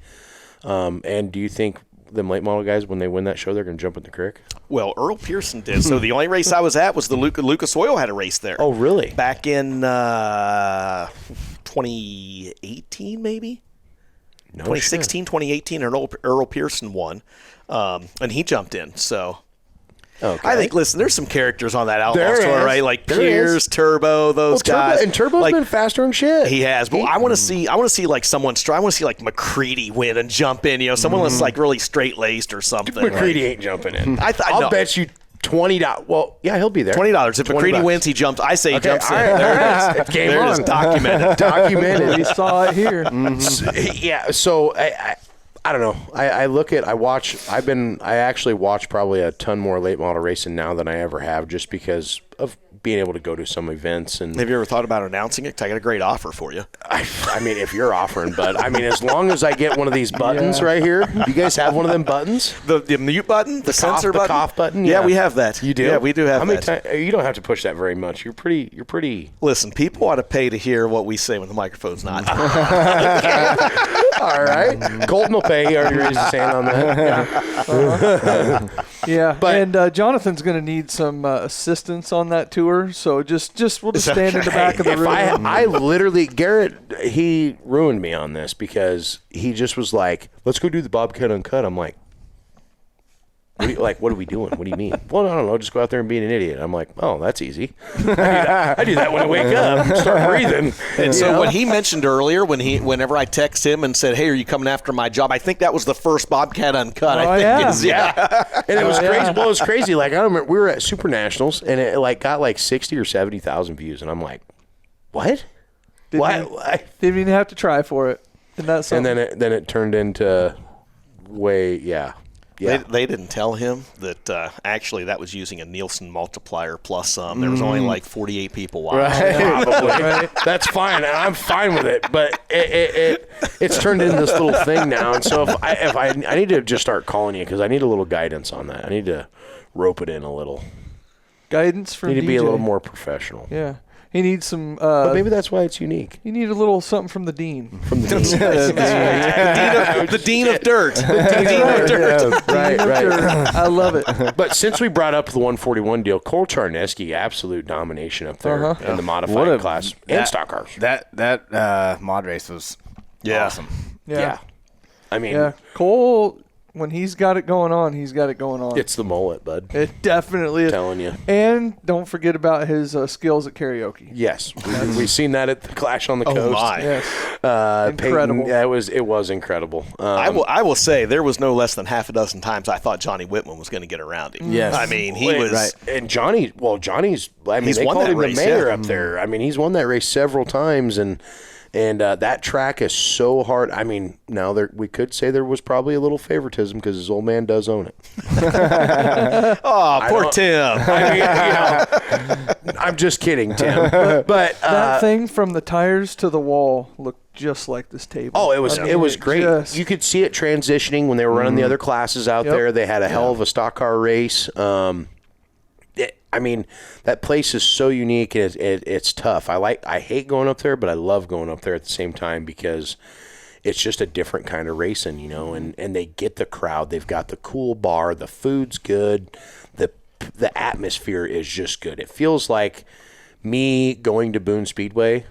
It almost feels like that going up there in that area. You know what I mean? So I got to be honest. I wondered how all of that, the crowd and the car count and the atmosphere was going to be because this was the first year they moved it to Friday, Saturday. Correct. It wasn't a Wednesday, Thursday show. Yes. It seemed like it went well. Seemed like it went really well. I was going to say, I almost wonder if it didn't go better, really, because you people during the week, unless you're a real diehard racer, I'm going to stay at home and watch versus going to the show, especially if I got to work the next day. Granted, I do work for myself, so I'm going. But I didn't even realize it was on this weekend until Tom Berry pussed out and come out with the flu and then ended up going to Marshtown and taking Paul Nagel's money at the PB. I saw that. Well, it swept the whole weekend over there. Took the shootout, the heat, everything. He was good. Yeah, He was was good. very good. And then Jimmy Gustin picking up the win there in the stock cars. Dylan Van Wyck doing what Dylan Van Wyck does. I did get a clarification on that while we were in Indy.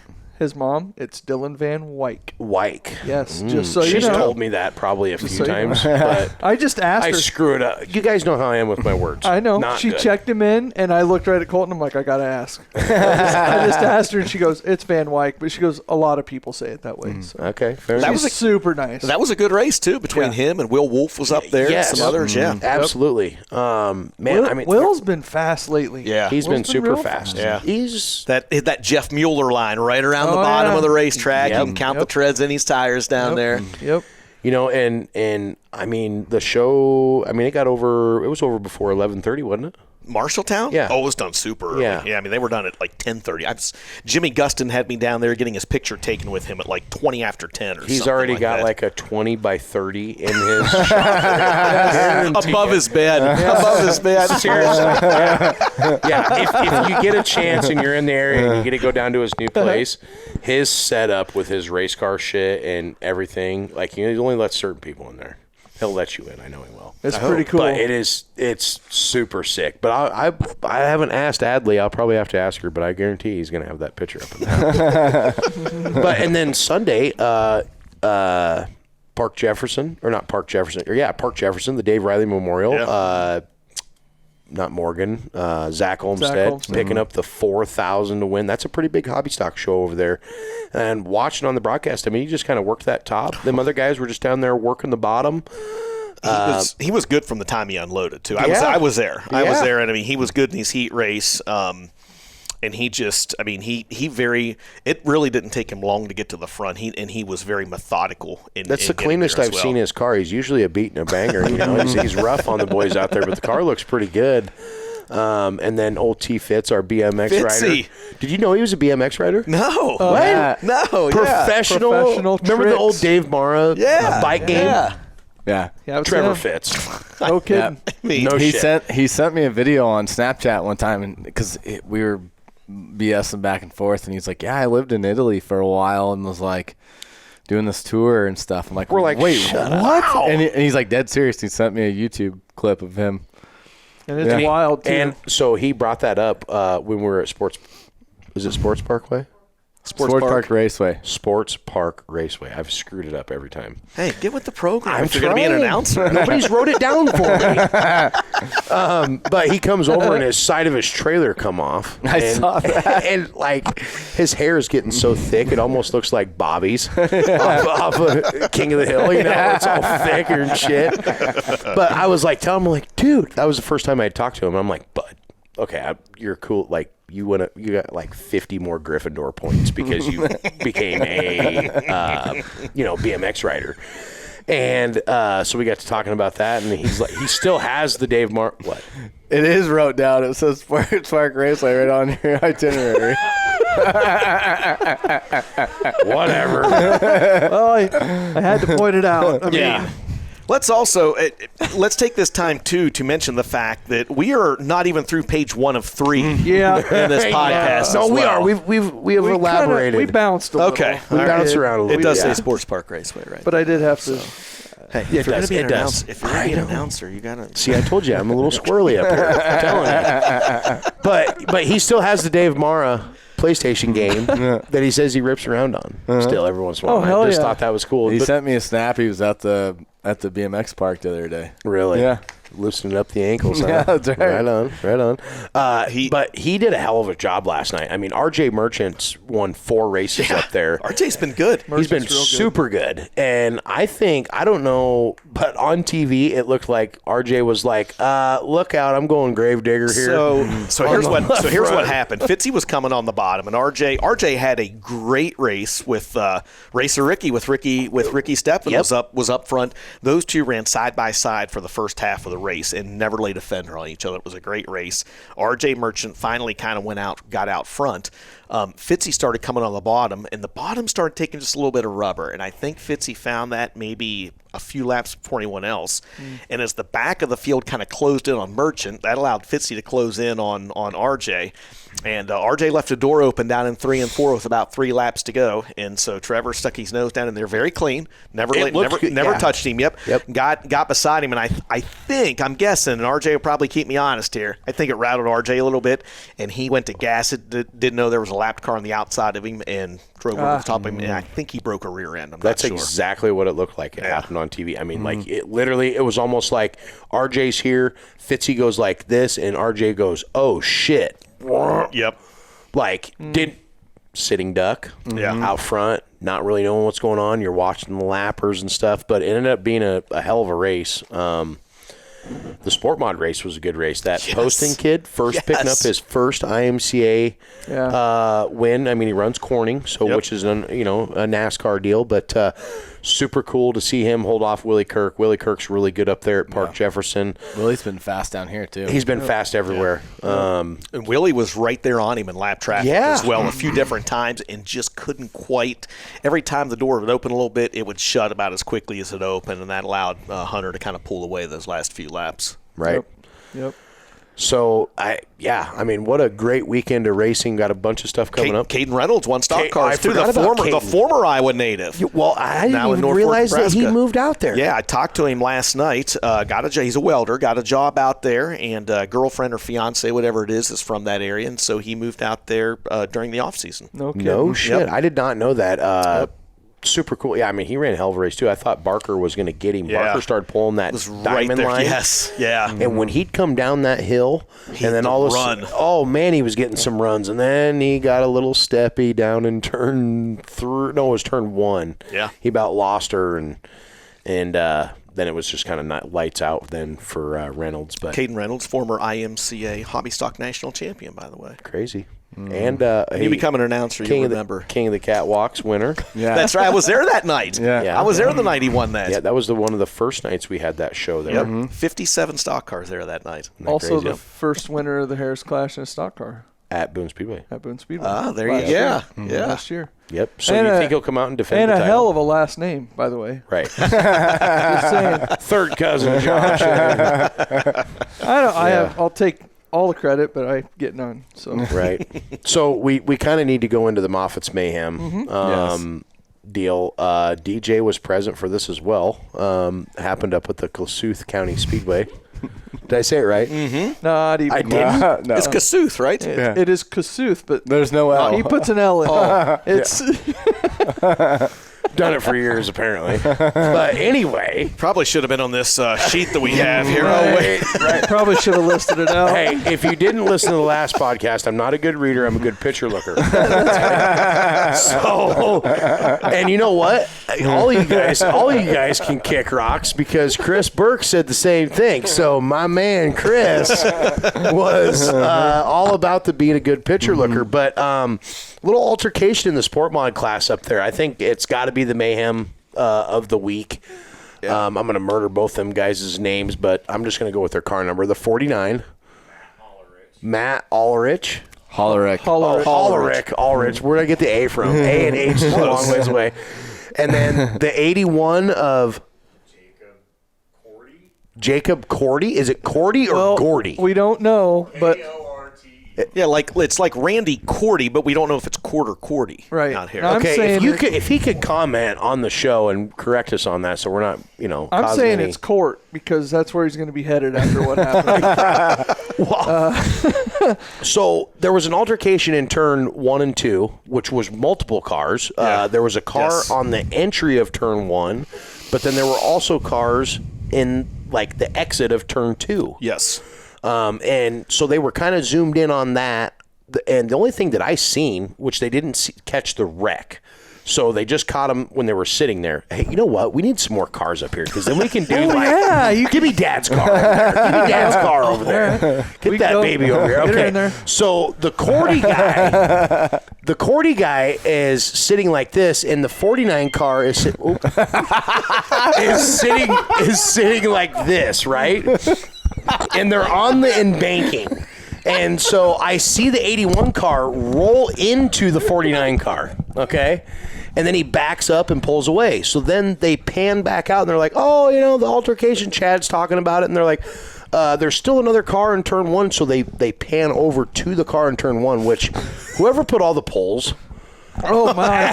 in Algona, like to where you can't see what's going on, Yes. like especially when they're doing interviews. I'm like, Every time. can this guy not see the frickin' pole in front of the driver?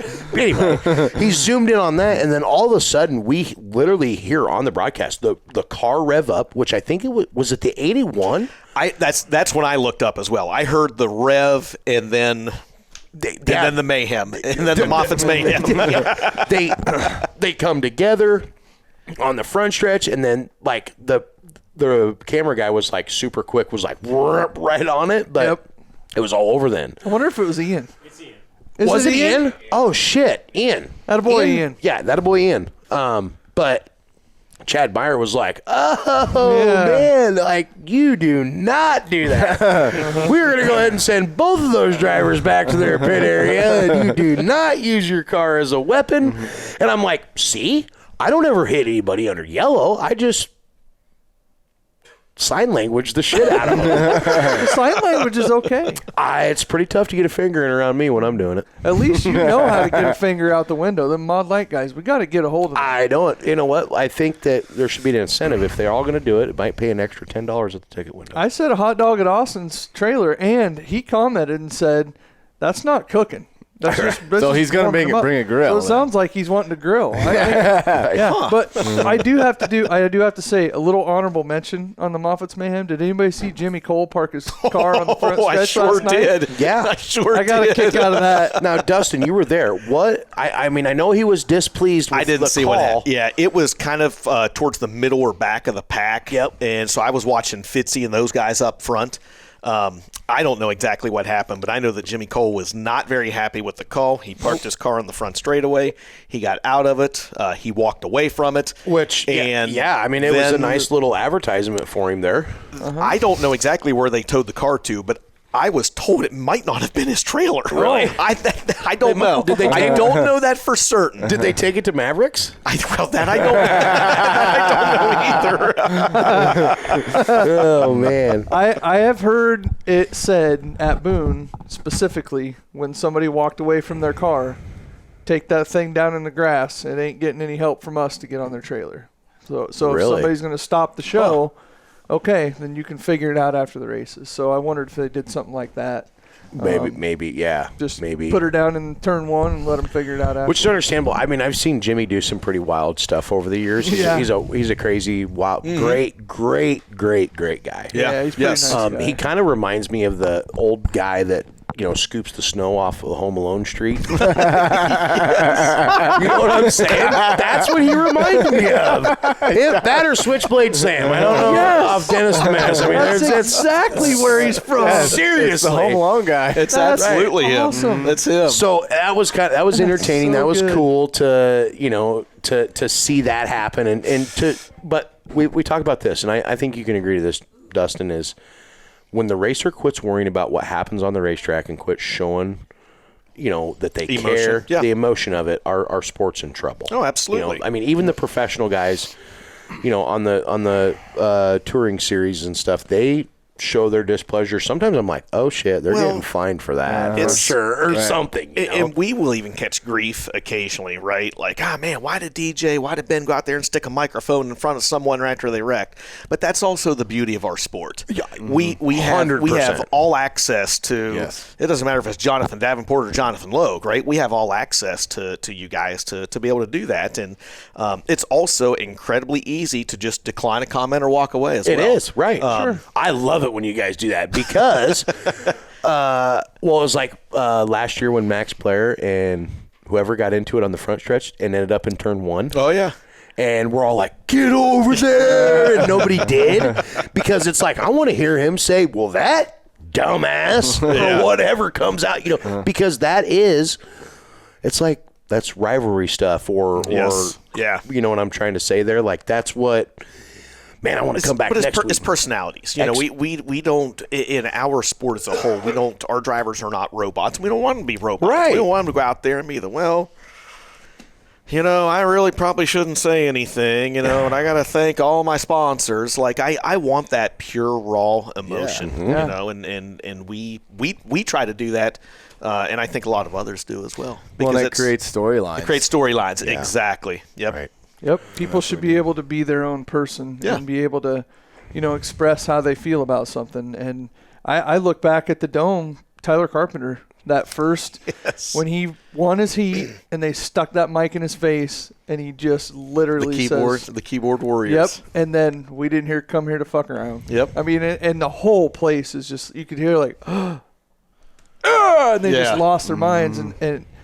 But yeah, it's just, it makes it real. Because, I don't know, when I'm pumped up about something, I'm not, golly gee willikers, that was awesome. No, it would be really cool if you did that. It would. But it's like, how does most everybody celebrate something? They get pretty excited. They might say a cuss word here and there, and then when they're mad, same deal. Gee, I'm real upset with that guy. No, you're. Yeah. I mean, we're away from the fist to the nose stuff, pretty much. But yeah, if you could say a little something here and there, you ought to be able to. Yeah, and listen, I don't know that we need to be dropping F-bombs every other word or anything like that, right? But I do think that showing raw emotion, there's something to be said about that. And again, we're a sport that has access to that, and I think that's something that we can take advantage of. For sure. I agree. Yep. We've got 5 more things for you.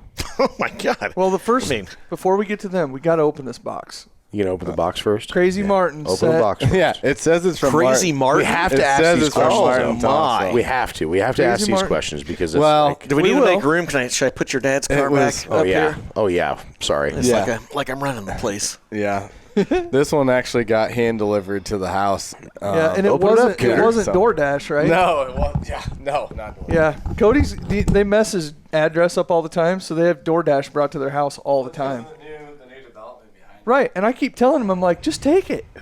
You're there getting DoorDash. It's pretty good shape for like 1990. Yeah, well, I mean, this caster camber's off a little bit on the left rear. Well, that's what J-bar's bent a little bit. That's what Kenny was doing back then.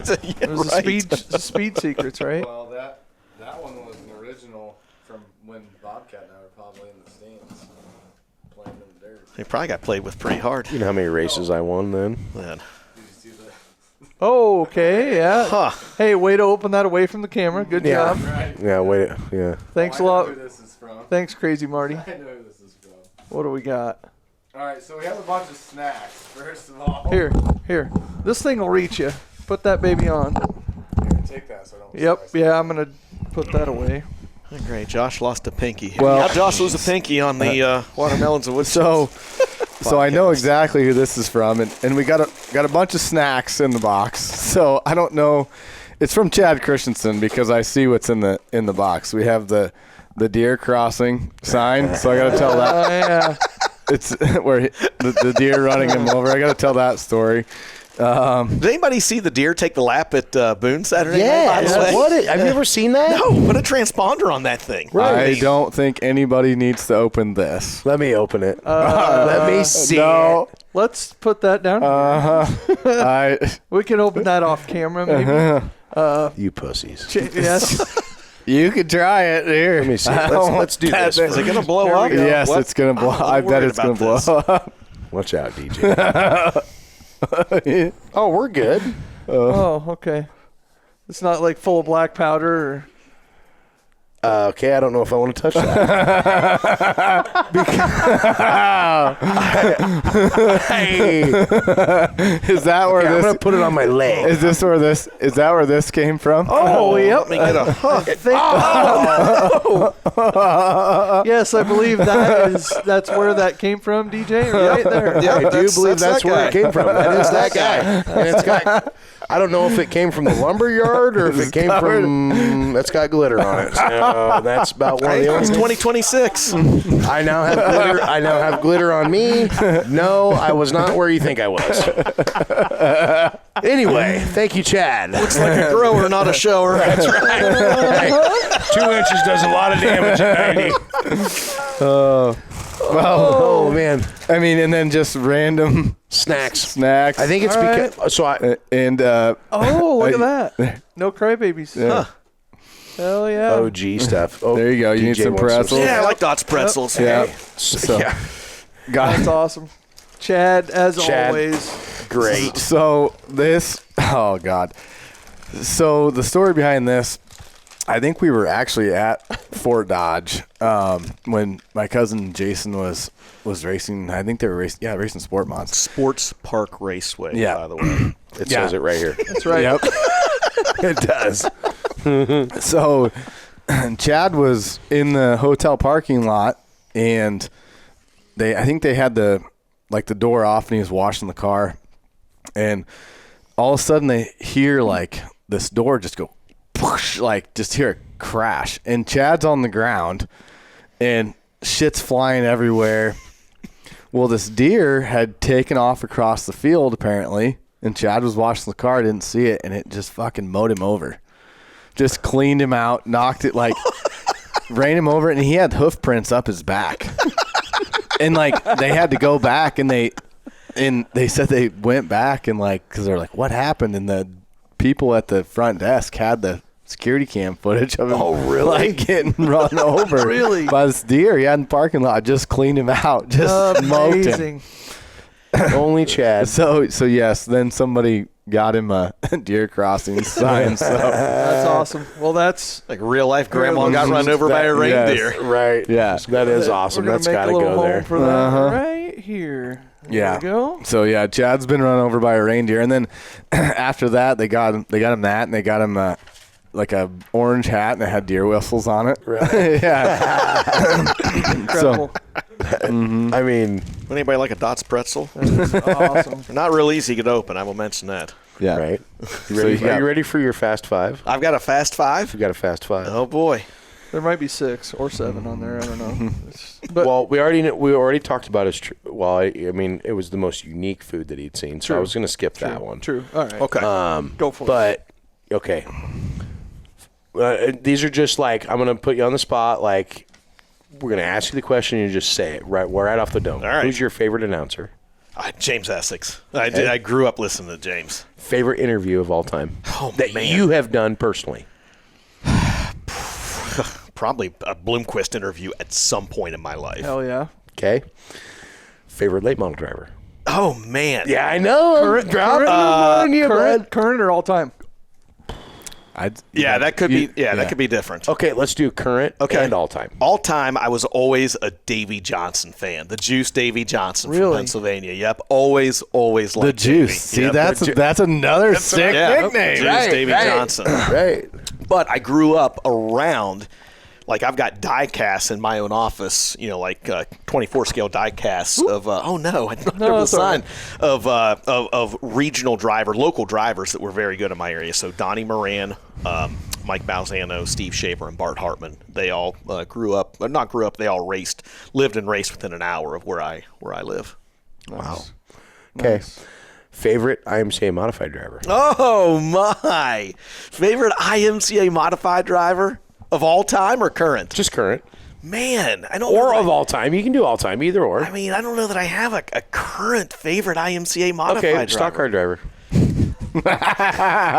Wow.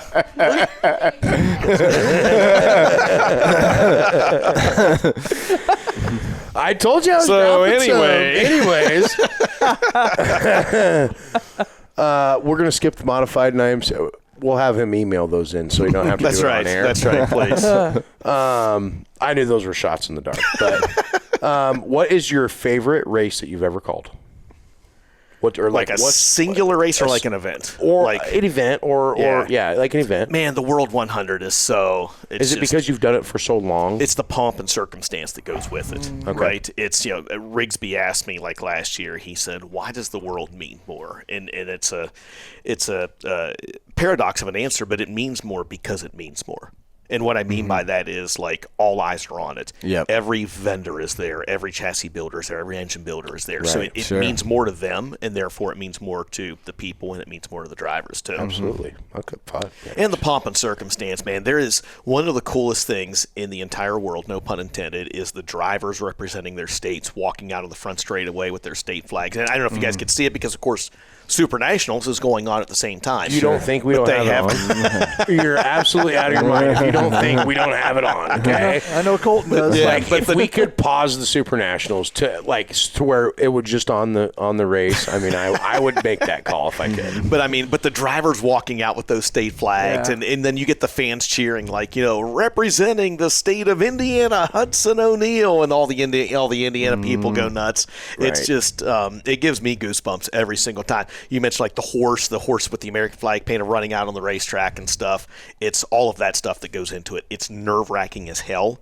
I mean, we have like an hour-long meeting that goes over this is what we're going to do here. This is because the state representation thing, drivers really take that to heart. And it's like, okay, is Ricky Thornton Jr. Arizona? Is he But how did you guys- Iowa? So we have actually started going with either their hometowns or what they mail in for their entry form. The catchy part with the entry form is a lot of times the car owners will mail that in. Right. And so Roger Sellers, for example, who owns Devin Moran's car, will mail in, Maryville, Tennessee. Well, Devin Moran's not from Maryville, Tennessee, so he's not going to take the Tennessee flag out. Right. Right? Yep. So it's there is not an exact science or methodology to it. Someone's going to get pissed off at some point because they're not out there holding a flag, but it's the best that everyone can do. See, I feel like because like last night at Park Jeff, they were saying, T Fitz all the way from California. It's like he's lived here for 2 years Yes. in Iowa. So I feel like it should be Trevor Fitz from whatever. I don't know what town he's staying in, but I feel like it should be Iowa. He's from Tuna. He's from Tuna Town now. He lives in Altoona. Does he? Tuna Town. So Ricky Thornton Jr. then, does he represent Iowa or does he represent Arizona? I say he represents Iowa. He's been in Iowa for the last. To me, it's mailing address. Where you live now. I So guess. what about Jonathan Davenport then? Does he represent Blairsville, Georgia, or does he represent Belton, South Carolina? I think he represents Georgia, But he lives in Belton, South Carolina. but he was originally from Georgia, right? So Ricky How long has he Ricky lived Thornton there? Jr. was originally from Chandler, Arizona. How long has he lived there? Long time. JD. Dirty Dollar Ranch, Then he's from North Carolina South Carolina. or South Carolina. So Attention span there. Yeah. See that one? About that much. yeah, that is the never-ending question. It is. It is. It's a But in the tricky same one. token, like going back to the nicknames of drivers, when you say nobody in the entire world knows where Blairsville, Georgia is, for the most part, other than our little niche sport, right? Nobody in the world knows where Dresden, Ohio is, except our little niche sport. And so I think when you Chandler, Arizona, is a suburb of Phoenix, obviously, right? People don't know. So when you keep these things, when you keep it consistent across the board with these drivers, it gives a little bit of I don't know if recognition, but it attaches something to the drivers then as well. Yeah. That's a good way to. I agree with that 100%. We slowed down the rapid fire a little bit, Bobcat. Yeah, that's okay because there's only one left. What is your bucket list track? Oh man, Chili Bowl.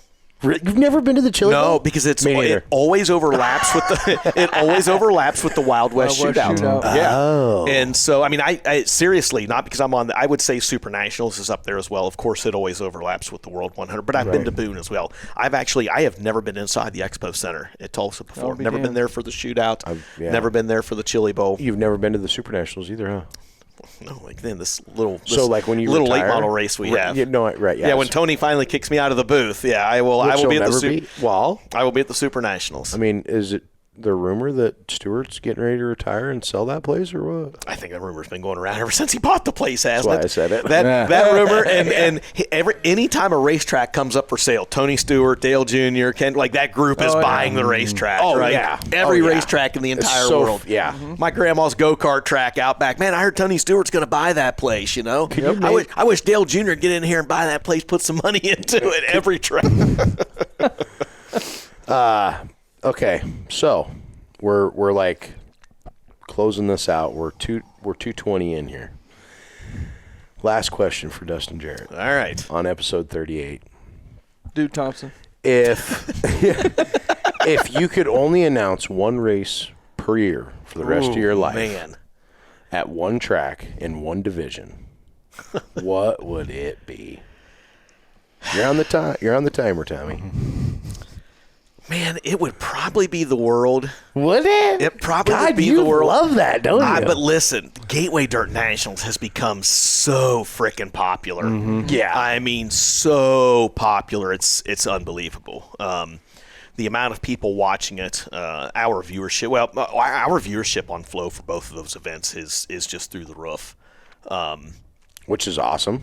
Yeah, it is. It really is. But it would, man, the world is just so, like, that's it. Like, that is for dirt late model racing. That's what I grew up around. You know, I Right. grew up in an area. People always say, man, don't you like 410 sprints? And I'm like, we didn't really have 410 sprints growing up. You know, we had dirt late models. And so that was what I went to. My uncle raced a dirt late model for pretty much my entire life. And so that was what I grew up around. So little DJ grew up like knowing the World 100 was it. Yep. Like, if you win the World 100, you have won the biggest race you've won the Super Bowl, the Daytona 500. Throw out every moniker and every analogy that you can throw out. And so I think for me, for that reason, Gateway is a phenomenal event. The popularity is incredible. I think it would be a pretty close second.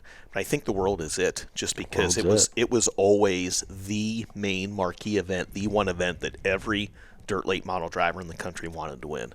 And still wants to win. And still wants to win, yeah. I still feel like them guys, like, that's the race that they want, like. So, another cool little side story with that, I just told someone this within the last week or two. So Eldora used to have, when I was younger, they used to have an answering machine there at the racetrack. And I don't know when they started this, but at some point, the winner of their marquee events, like the Dream and the World and the King's Royal or whatever else, they would have that winner record a message. So if you called, it was almost like a hotline. Yeah. So if you called in after the race, right? And I remember one time, it wasn't the World, it was the Dream. I remember coming home from Tyler County, West Virginia. And I had my great big bag phone with me, right? Like the first cell phone that I had, that you blew the fuse out on the cigarette lighter every other weekend. So you just kept a pack of 40-watt fuses in the truck, right? And so when I finally got like 30 minutes down the road or whatever, I pulled in and I called Eldora Speedway. This must have been like 2000, I don't know, whatever. It was 2001 or whatever it was. And they had the hotline up, and I remember hearing on the other end, "Hi, this is Rick Eckert from York, Pennsylvania, and I just won $100,000 in the Dirt Late Model Dream." That's awesome. That And is cool. yeah, like, That is so and awesome. so, That and I is was like, cool. and I remember, coming home and like, Rick Eckert won the Dirt Late Model Dream. Like, I'm telling everyone, because this is back when you had to wait for the Mid-American Auto Racing News or the Hawkeye Racing News or whatever, all the dirt to come out like a week later, right? To find out who If won. you weren't there, you didn't know. You ran to the mailbox on Thursday or Friday to say, "Oh, Rick Eckert won the Dirt Late Model Dream." And so I'm like, I called the hotline. I got the information before anybody else, But that was awesome. To the point of your question, like, that was the cool thing about Eldora, too. Like, that was really and truly ahead of its time. Why'd they quit when you doing think it? about it? Well, we have this little thing now called the internet, so you can find out. Everybody knows. Yeah, there is that. And if you can't be there in person, you can watch every lap live on FloRacing. I've been waiting for that. We need Jonathan with the and cut. It's burn in there. I love it. I mean, It is. Yeah. That's awesome. listen, I didn't want to throw it out there too much. I got to stay on Brett's good side. I mean, being the unofficial commissioner of I feel like the title unofficial commissioner of the IMCA Stock Cars probably upsets Brett. So I don't want to do that. I'm sorry. I don't think it does. You can. I mean, I think he really admires the fact that, a national touring series guy that's like, I don't know, known clear across the country except in Alaska.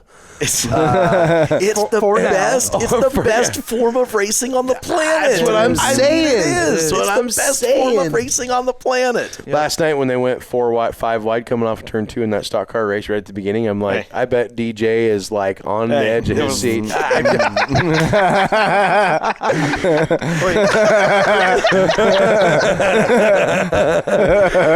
Alrighty then. Listen, it was all I could do to not announce it to like the people sitting around me up there. Right, I had to keep it all in. Right. I was like, and here they.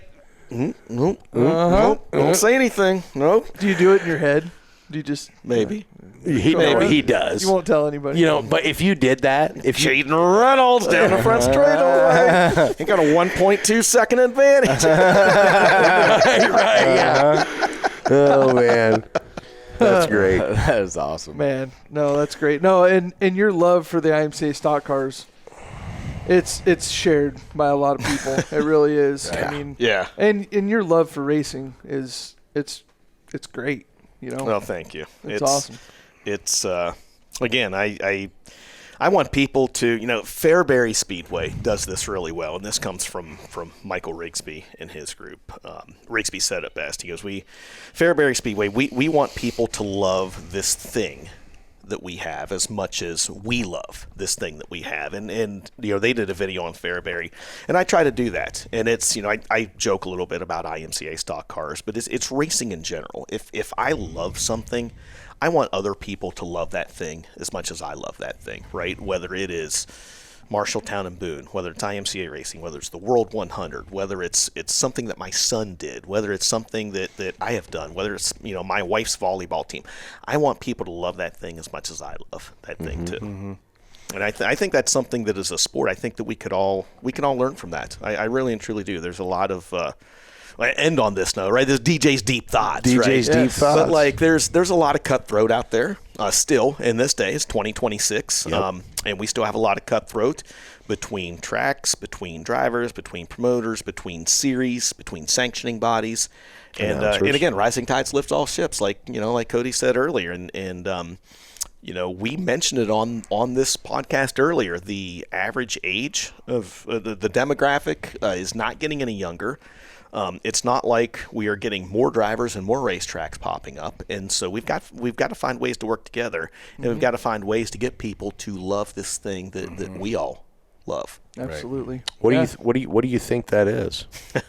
Well, if I knew that, again, just like we talked earlier, I'd sell it. bottle that up That's and right. sell it to That's everybody right. else. But again, it's working together. It's working together. It's providing entertainment for people. It's understanding that USRA and IMCA, and I'm throwing two randoms out there. USRA and IMCA might have some differences, but maybe we need to work together a little more to make sure that two sanctioning bodies come together. Maybe with SOTA and UMP need to work together a little more. Maybe Lucas Oil and World of Outlaws need to come together a little more, like we did at Muskingum County. We didn't get to talk about that, but I didn't even know that the Morans owned that. Oh yeah. Since the 80s. One of my home tracks. My dad got to race with Donnie Moran. Yeah. Back when he was doing that shit, and he's like, oh, he's all jacked. We didn't even know what was going on. We didn't even know what was going on. Some And hobo announcer on we did, and then he's FloRacing. like, I have been announcing races here at this speedway for how many? You announced there for how many? I announced there off and on a long time. Again, it was one of my home tracks. It's an hour down the road. Very cool place. Yeah. But that show that they did was awesome. Like, I hope that they continue. I thought it was cool that they took the top 12 from each division. Yeah. Even though Bobby Pierce is pretty sporty right now. When Pierce gets good, man, Holy shit. he's hard to beat. That's right. So I thought that was a great event. Yeah. The King of the Hill. Normally the King of the Hills are kind of snoozy. It wasn't I bad. agree. They were good. No, wasn't they were bad. very good. And the crowd was into it, too. Yep. That was the cool thing. Yep. That's tough on a King of the Hill because it's like you got two cars. You know, they do it at the Speedway, and there's nights where it's like super good. And I like the fact that you guys put 4 cars out there now, Yes. instead Yeah. of 2. Yeah. Because one little hiccup, and it's like, Yeah, I think it makes it better. I agree. I agree. But Motown had that Friday, too. Yes, it was but that deal was actually really Yes. good, in my opinion. So another great episode. And, hey, how many people can say that they announced the top 12 in Lucas Oil and World of Outlaws points one night, and less than 24 hours later, they were watching George Gilliland race at Algona the very next night. The only Not person very I many. know is Dustin Jarrett. That's right. I can't take credit. Colby Fett gave me that line. I can't take credit for that one. I seen your post. I thought, man, we're going to hear about this because have you ever met George? I just seen it. And by the way, you talk about grassroots to the bone, man. I love seeing that. I love it when that dude pulls into the racetrack. Yep. That's so cool to me. So freaking cool. Very, very, very unique to the sport and very, very cool to see him out there still. Warrior doing and Iron what he's Man, doing. and I Yep. hope he does it for the rest of his life. That's so freaking awesome. I think he will, as long as his wife stays home and him and the boys go out and do a little ripper I around love there. that. I love that. Always had a very unique car too, but boys, we're 2.5 in here, and DJ's still got to go east. That's yeah. right. Yeah, no, we'll shut her down. But hey, man, we sincerely appreciate you coming on the show with us. And when this kind of got brought up, we all got excited. Like Right. we're like this, we got to make this happen. We were flattered a little bit with Troy's. Nobody cares what Troy thinks. Oh, yeah. Because James commented on his thing, and I'm like. Oh my god! Like, this is cool. Like, because when I was fanboying at Eldora, I was sitting down right below you guys, and I could you didn't notice because you were watching the races, but I was watching you guys because we were that close. And I'm like, Stalker. they're like right over there. They're like right there, man. And we're down here eating pepper jack cheese balls and shit. This is so great. Did you tell them when you called me about this though? He calls. So I look down at my phone. Jonathan Logue's calling. So I picked the phone Cool up. as shit. The answer's the phone, okay. So I picked the phone up and I said, you calling me to be on the Watermelons and Woodchips podcast? And he doesn't say a word for like 3 seconds, and he's like, actually, yeah. Yep. So then I'm like, wow. So I messaged you guys right away. I'm like, Oh, hey, yeah. like, Big news. right? Pumped. So yeah, I seriously, DJ, like, this is so freaking awesome. It's always great to see you out on, like, I don't know very many people that do racing for a living. I'm going to say living because you do it for a living. You go to as many racetracks as you do, and then your vacation away from racing is racing. I'm a psychopath. So it's like, You are kind of psychopath. Yes, I can relate to that. Like, that's totally me. If we're going somewhere or whatever, and there's a race, we're going. Yeah. It doesn't matter if we. It's different when you don't have to be there and race or work. As you guys Seriously, know, right? Like when we come out to Eldora to do that deal, it's just like, I don't know what. Like, I want to be down in the pit area. I want to be around the cars, but it's like, I'm not really that close of friends with really anybody that I can go. I mean, Ryan Gustin, Reaper, of course, and sure. stuff. Yeah, but it's just a much appreciated thing for so many of the listeners out there, man. I mean, you're such a voice to our sport and what we all love to do, and I know it sounds like I'm just over here loving on you more than Colton wanted to, but it's just to people really that care, sappy over here. people that care about it as much as we do. And then to me, you're famous, man, in our sport. So to have you sitting down here at our little awesome podcast that. We were going to run out of stuff to talk about. So is this the point where I stick a couple of these pretzels in my mouth, look like a walrus to help Go break ahead. the Yeah, well, I'm just saying, it's like, I think a lot of people, are going to really appreciate you coming on here and doing this and spending some time with us. For sure. So. Yeah, and dude, whenever you're around, just hit us up. I'm out here like 8 months a year, I feel like. Oh, So- yeah. No shit. Absolutely. No shit. We really appreciate it. Thank you. Thank you guys for having me on. I appreciate it, man. It's awesome. I truly enjoy being out here. I really do. I was full of great people, great racing, Shields and Hy-Vee. Shields and Hy-Vee. He loves Hy-Vee. My other favorite things. Well, everything you said right there, I think we can get him a key to the state. Pretty sure. Right. Yeah. Well, we want to thank our partners from Central Iowa Diesel Performance, Elmquist Towing, Adobe Lounge, Moffitt's Ford, Logue Fab, P1P Canopy, and Barntown Brewing for being a part of our little show. And like, again, we sincerely appreciate you coming on. And man, we could go for another 2.5. I Easy. know, but we'll have to say that for another time. Right. Yeah. And we do need to say, too, the Adobe Lounge, we didn't have power rankings this week because of the rain out. Sure. So, but we do appreciate. Yeah. And we'll try to get that bonus point structure worked in for the Hawkeye Get a Challenge. little work going. Wait, have you seen the Adobe Lounge power rankings thing? No, is Jimmy Gustin first after winning Motown Friday? Oh, he's first. Of course you would bring that up. He's first. He is. Is he? Oh, yeah. Cody, Josh, and Colton. I truly did not know that. Yeah. I've been giving these guys shit because it's been rigged as shit ever since they started it. But Colton, Josh, and Cody come up with this thing like power rankings like college football.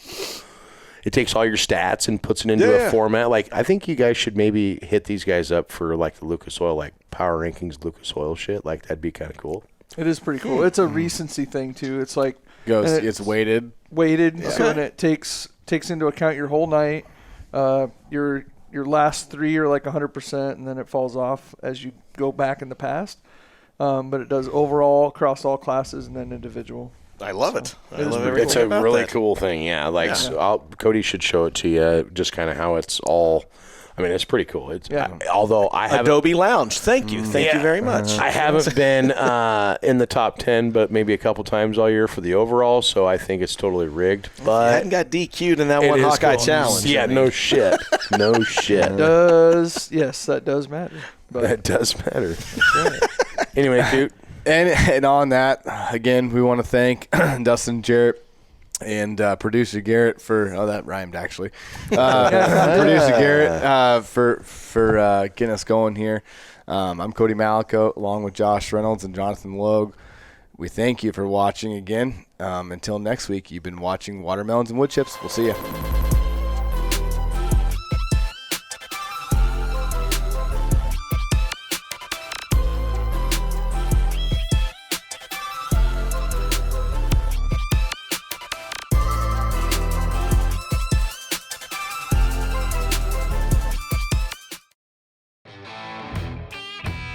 Welcome to the Adobe Lounge located in Boone, Iowa at 915 West Maney, Eisenhower.